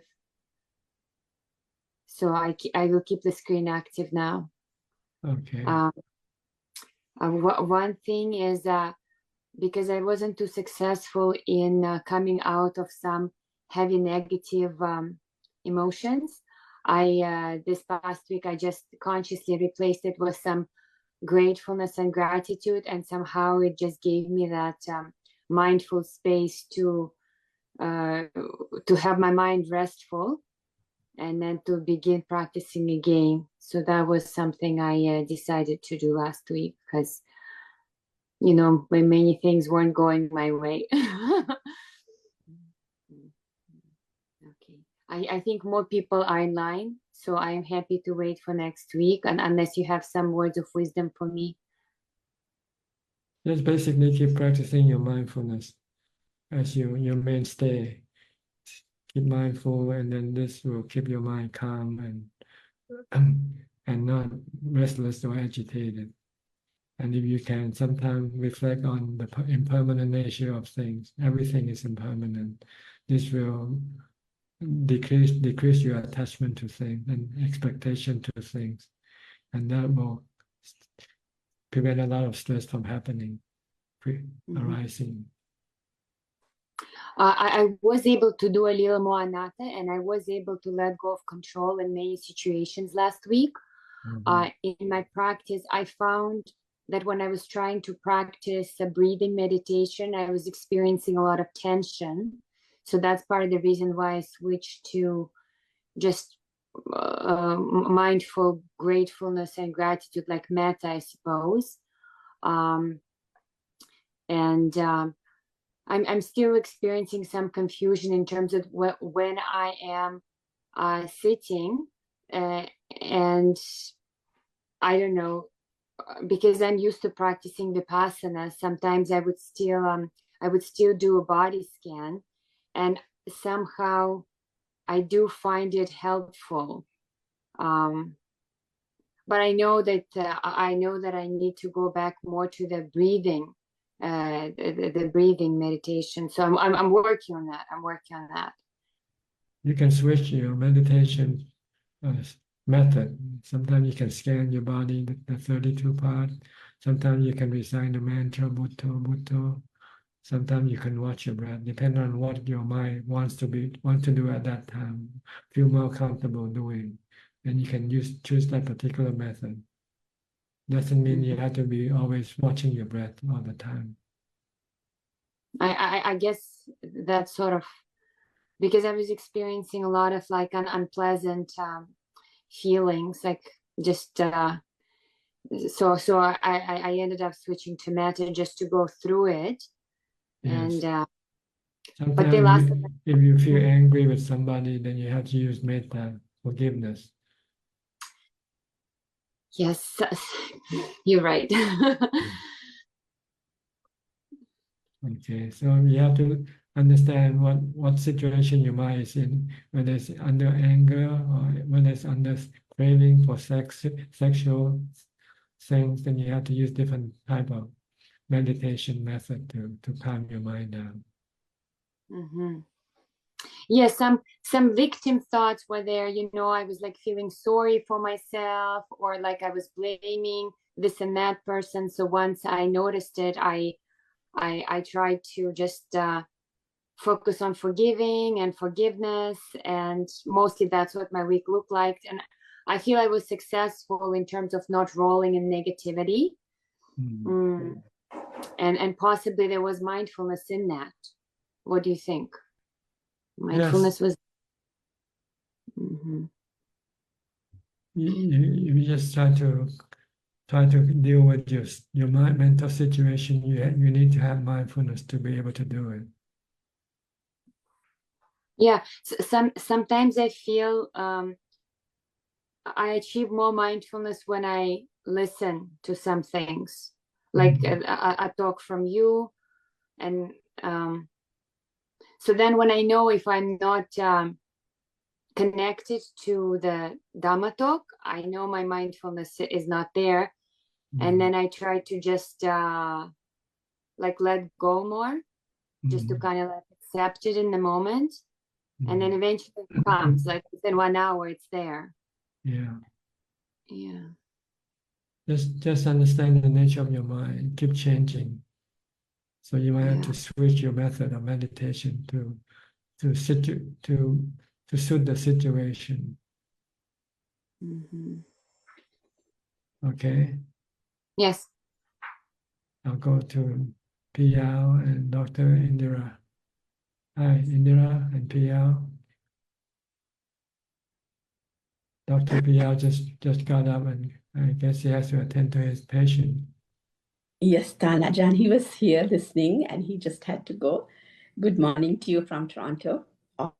Always so nice to listen to every day, learning so much from all the discussions. Mostly, one thing really struck me was Celia, what she was explaining about her mother, because I went through the same thing about maybe 6 months ago with my mother. And what helped me most was I learned to, like from what you said, like my meditation, I always started doing really early so that, you know, I would be on a more equanimous state when I start with my mother from breakfast, because there are times when she has her breakfast and she just like Celia, she said, breakfast at least it's okay, you can give her something, but medicine, she said, no, I didn't have my medication. So, you know, it's always being patient and, you know, so practicing loving kindness, like you said, and you told me to be a servant to my mother, and then doing the meditation early morning so that you're equanimous during the day, that really helps. So I really have to thank you, Ajahn. Okay, you're welcome. Do Yes. you have any questions tonight? So, no, I don't have any questions, but I know Pial had lots of questions. You can come later and join. Okay, when he comes back, we'll come back to him. Okay, Yes.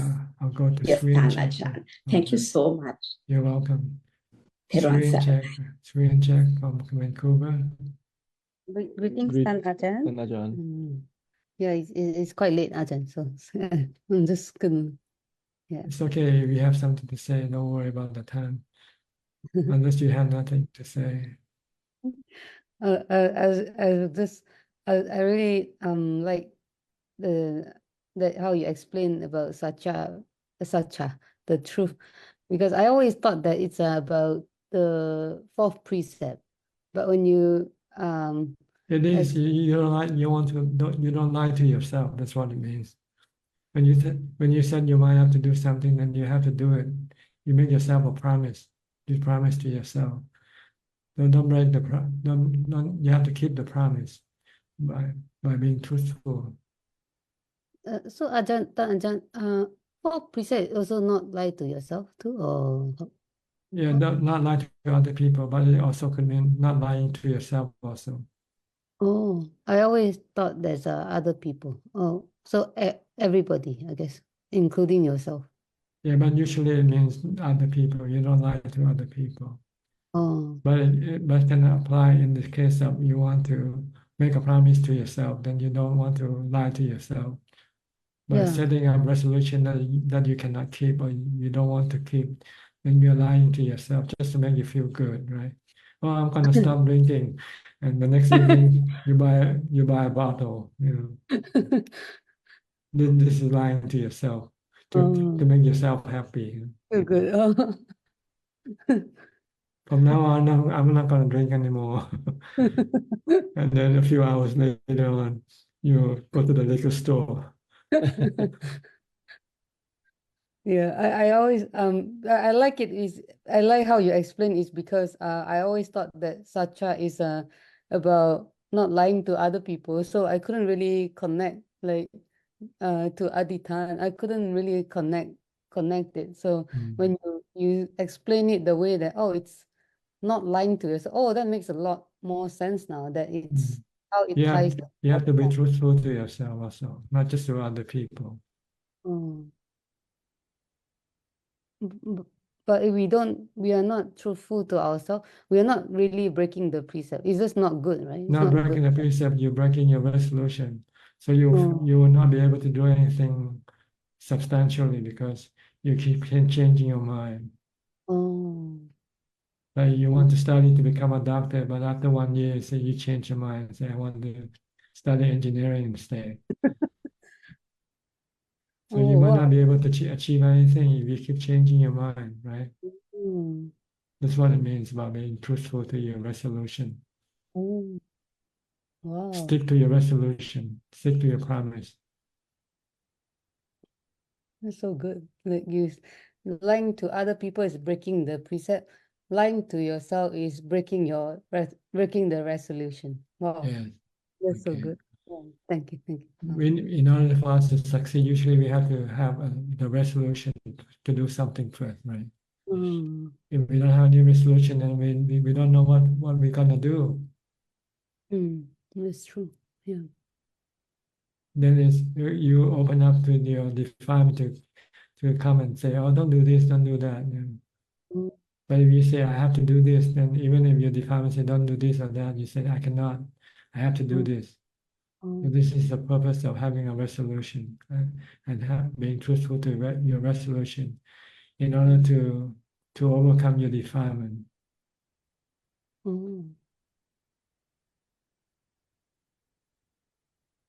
To prevent your defilement to keep changing your mind.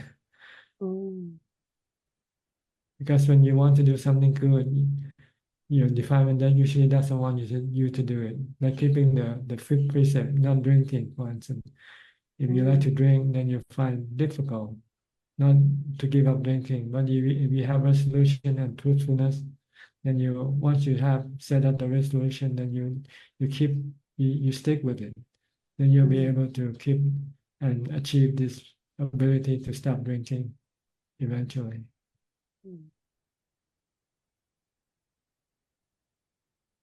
So Ajahn, if do you think there's a relation that if we really keep the fourth precept, we would be able to be more and more truthful to ourselves? Is there a relation, do you think, with the fourth precept? You can maybe lie to someone and not lie to some other people. So it depends on how you do, I guess. Maybe being truthful to other people might also make yourself to become truthful to yourself also. I don't know. I don't know if there's any relationship to it. But it's good to we should have both. We should have Definitely we should have both. Yeah. Because they're good quality for the mind. Yeah. They don't hurt the mind, but they help make the mind become more steady, Oh. more reliable. reliable. Yeah. Okay. Thank you, Taja. Thank you, Ajahn. Yes, Sri. You have anything to say? No, I have. I'm just listening. Okay, how's your mindfulness practice? Mindfulness of body. Still keeping at it, or you lost it all together now? Not losing altogether, and not full. No. No mindfulness of body at all. A little bit. A little bit. A Okay. little bit. They keep pushing, but a little bit. At least this meeting will help remind you of what you should be doing. Because I'll keep asking you all the time. That's good, Ajahn. But yeah, of course, like I'm practicing, but of course, like not full mindfulness. Just like other people, like sometimes lose mindfulness and we don't even know. Slip of mind. That's what you mentioned before. Yeah. Yeah, we tend to do that all the time. If not, try to set up a certain resolution to do something, and then a few minutes later you forget what you have set up your resolution. And that is the mindfulness, right? Yeah, if you have mindfulness, then usually you won't forget. Mm.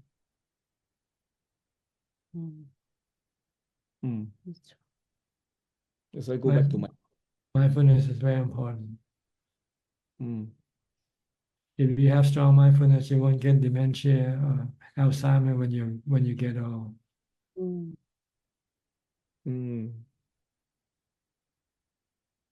Because you will know every moment what you do, so you don't forget. See?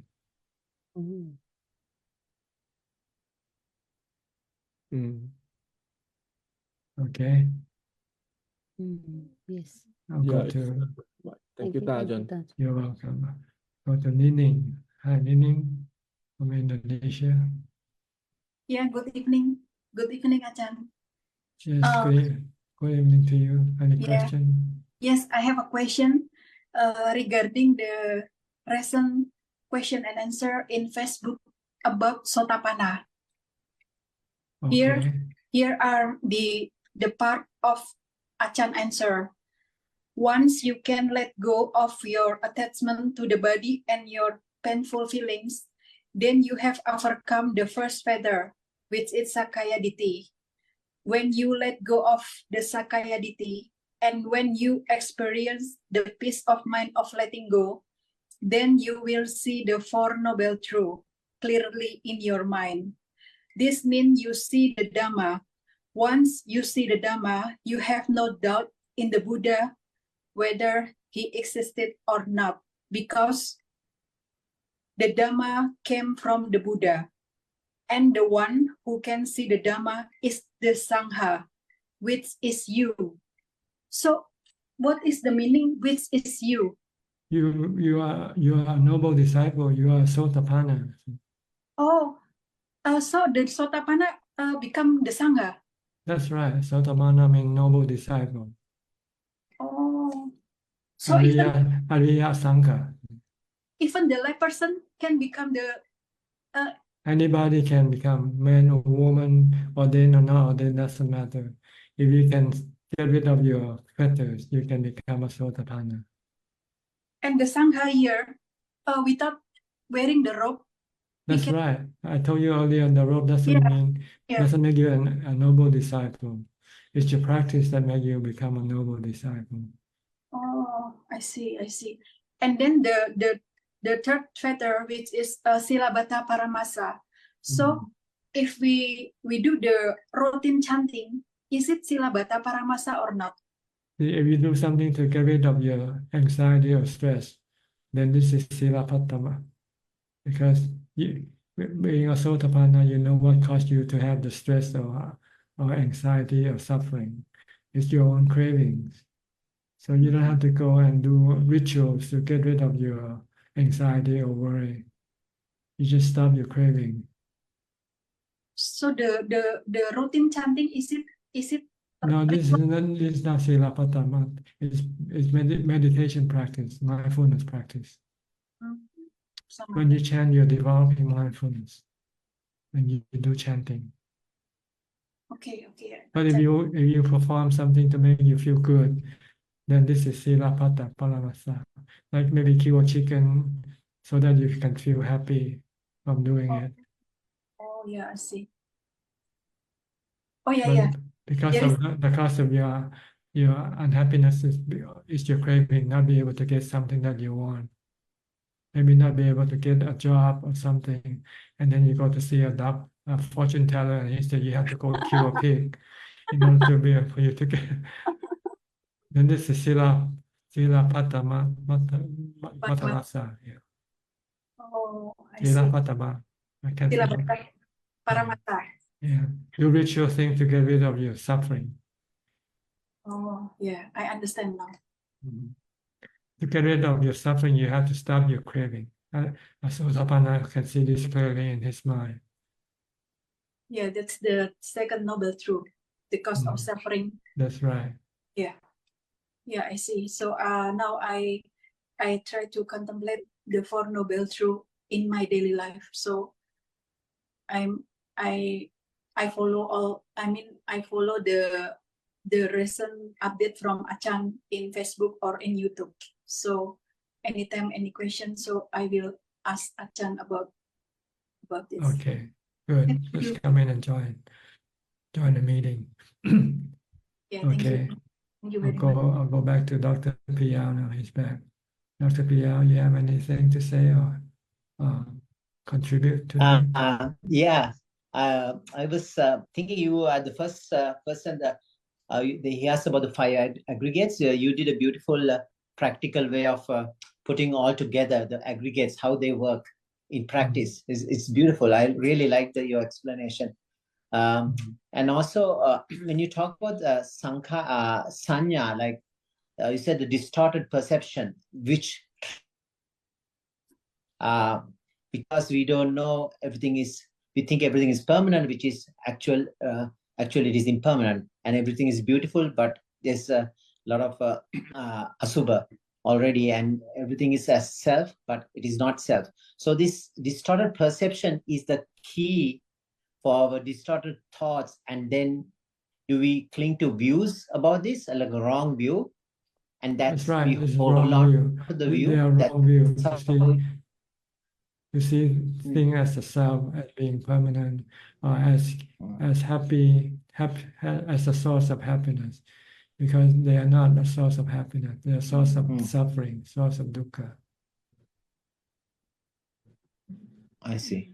So it's a wrong view. So that we hold on to because we don't see it properly.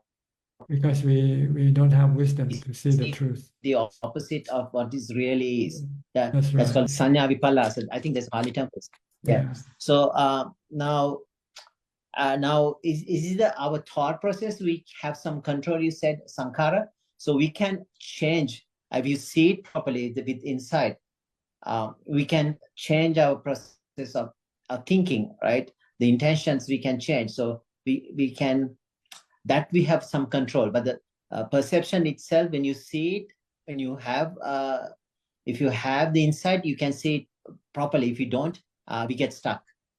You just have to keep analyzing things until you see that, until you see the three characteristics inherent in everything.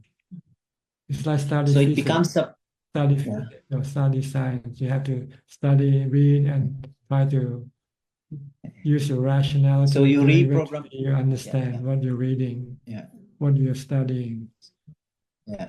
So the characteristic is like it's like physics. It is physics. It's a law of nature, but we don't see it that way. That's all. Yeah.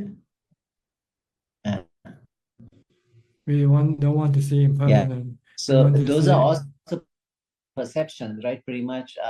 Right. A wrong perception. A wrong perception. Wrong perceptions.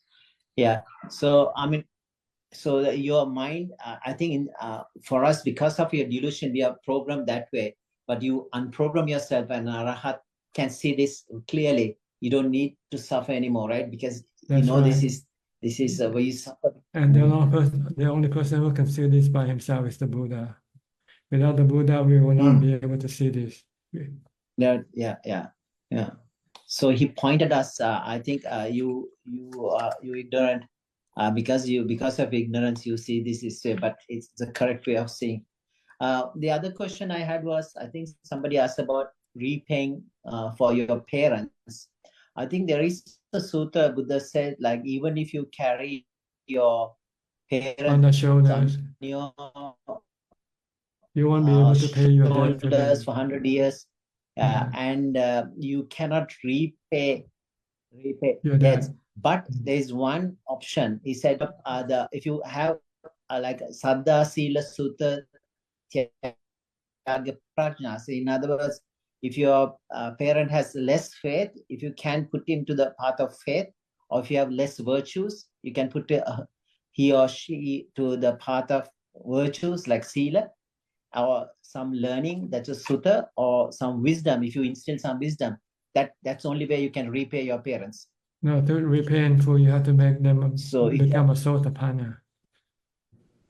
Like the Buddha, he made his mother to become a Sotapanna by his teaching. Okay. That he has fully repaid his debt to his mother. But if you only make them have more faith, it's not yet enough. You have to make them have 100% faith. So he can get rid of the three fetters.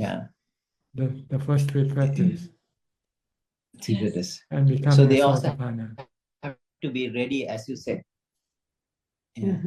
So I mean, if they want to have a receptive, they also have to be ready, as you say. You can't just force a parent. The They parent have to has to be learn. anybody, They want parent to or any learn. other person. They want to learn from you. If they don't want to learn from you, then you cannot teach them anything. You can only So it's repay actually just feed by feeding them. Could it account to wrong speech if you try to teach someone which they are not ready and they get angry and upset with you? Is it a wrong speech in a way? Something like that. Long time Mahaprabhu comparing teaching Dhamma to people who has no faith, like pouring water on a dog. That's back, we call it in English.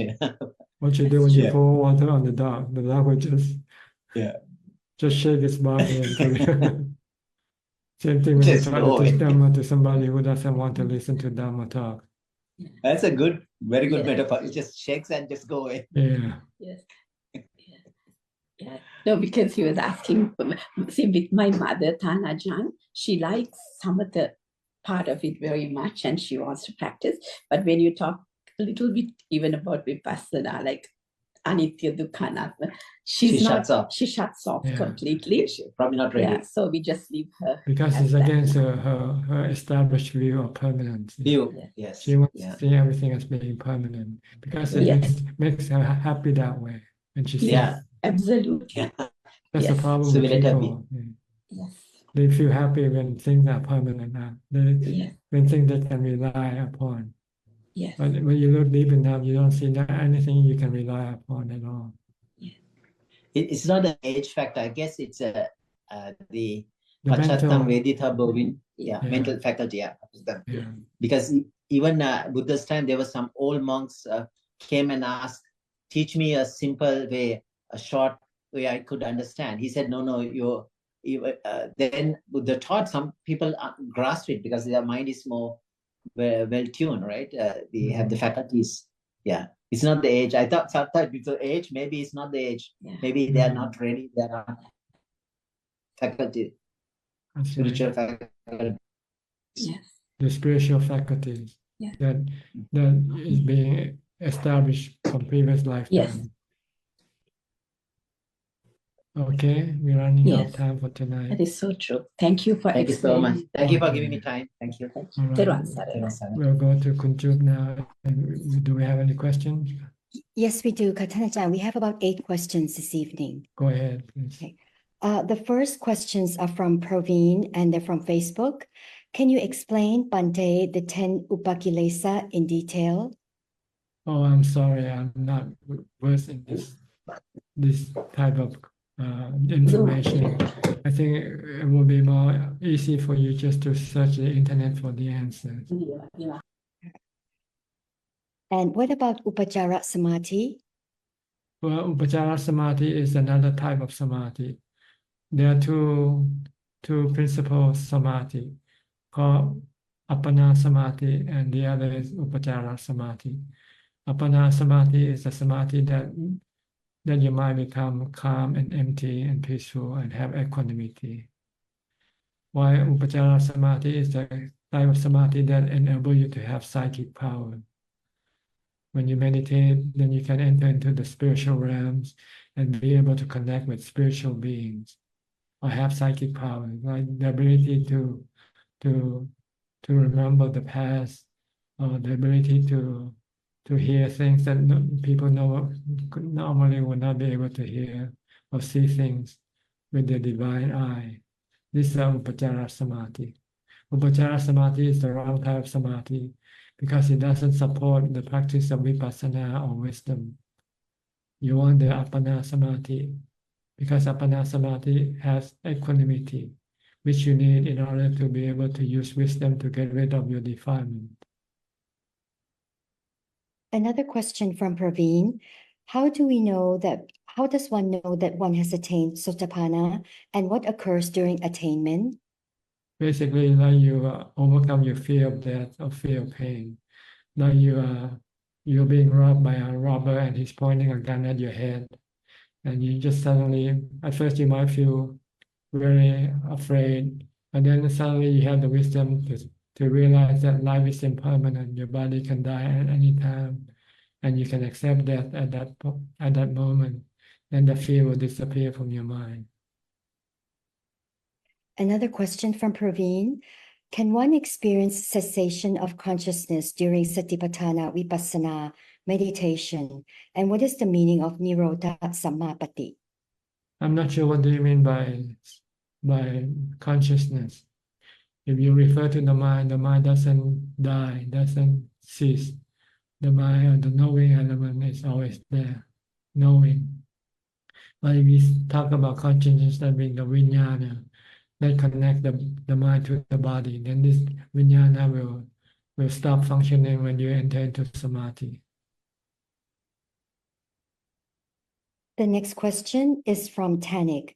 My relatives say spirit can enter my body when I'm meditating and my mind will let go of my body. Does this make sense? Doesn't make sense. No spirit can enter into your spirit, or your body, because your body is being controlled or being taken over by your mind. So only one mind can only take control of one body, not two or three minds. The next two questions are from Sulan. Is mindfulness the same as paying attention to the presence of the mind or the knowing? When I try to walk mindfully, I would automatically shift my awareness to my head and notice sensations in the head. Is this correct, or should I place my awareness on my feet? You have to pay your attention to your feet and nothing else if you want to have mindfulness. The second question is, recently a very popular video game was released, which has fictional storyline from Buddhism and other cultures. The soundtrack of the game uses extract from the Pali Buddhist chant. While this is an exciting game for the players, is it a good or bad thing for the Buddha's teachings? Is this a sign of decline of Buddhism? I'm not sure how to view this and wanted to seek Ajahn's wisdom. Just don't pay attention to it. Just forget about it. That's all. If you don't know anything about it, it's a waste of time. Better listen to Dhamma talk by teachers or read the teaching of the Buddha if you want to learn Dhamma. The next question is from Lee Tekwa.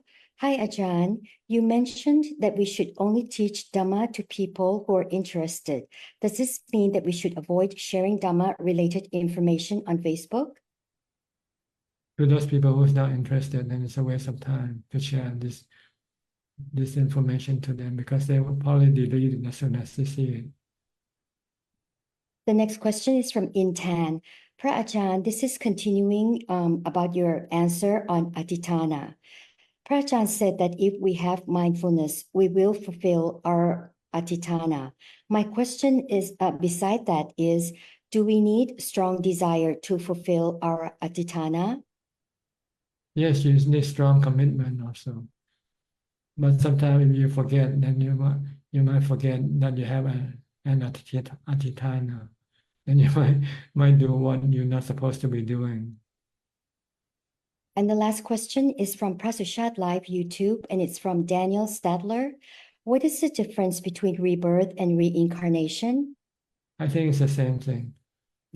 Just a matter of definition. What actually is the changing of the body. The mind leaves one body and go and look for a new body. That's what rebirth means. Like what you call like having a new body. Your body is it no longer functioning properly, so you discard your old body and then you go get a new body. Like changing a new car. Rebirth is like changing a new car. Your old car is no longer drivable, so you have to junk it and then you go buy a new car. This is That what is all. rebirth is. Okay, that's about all the time we have. Actually, we have passed about half an hour already, but it's a good conversation we have tonight. I think it's very useful and everybody should be happy and enjoying it. And I hope this information will help you do better in your practice. In the meantime, please stay safe, be mindful, and keep on practicing. And if all goes well, I'll see you all at the same time next week. Thank you and goodbye. Thank you, Ajahn. Thank you, Dan. Thank you, Amy. Thank you. Bye, everyone. Goodbye. Thank you very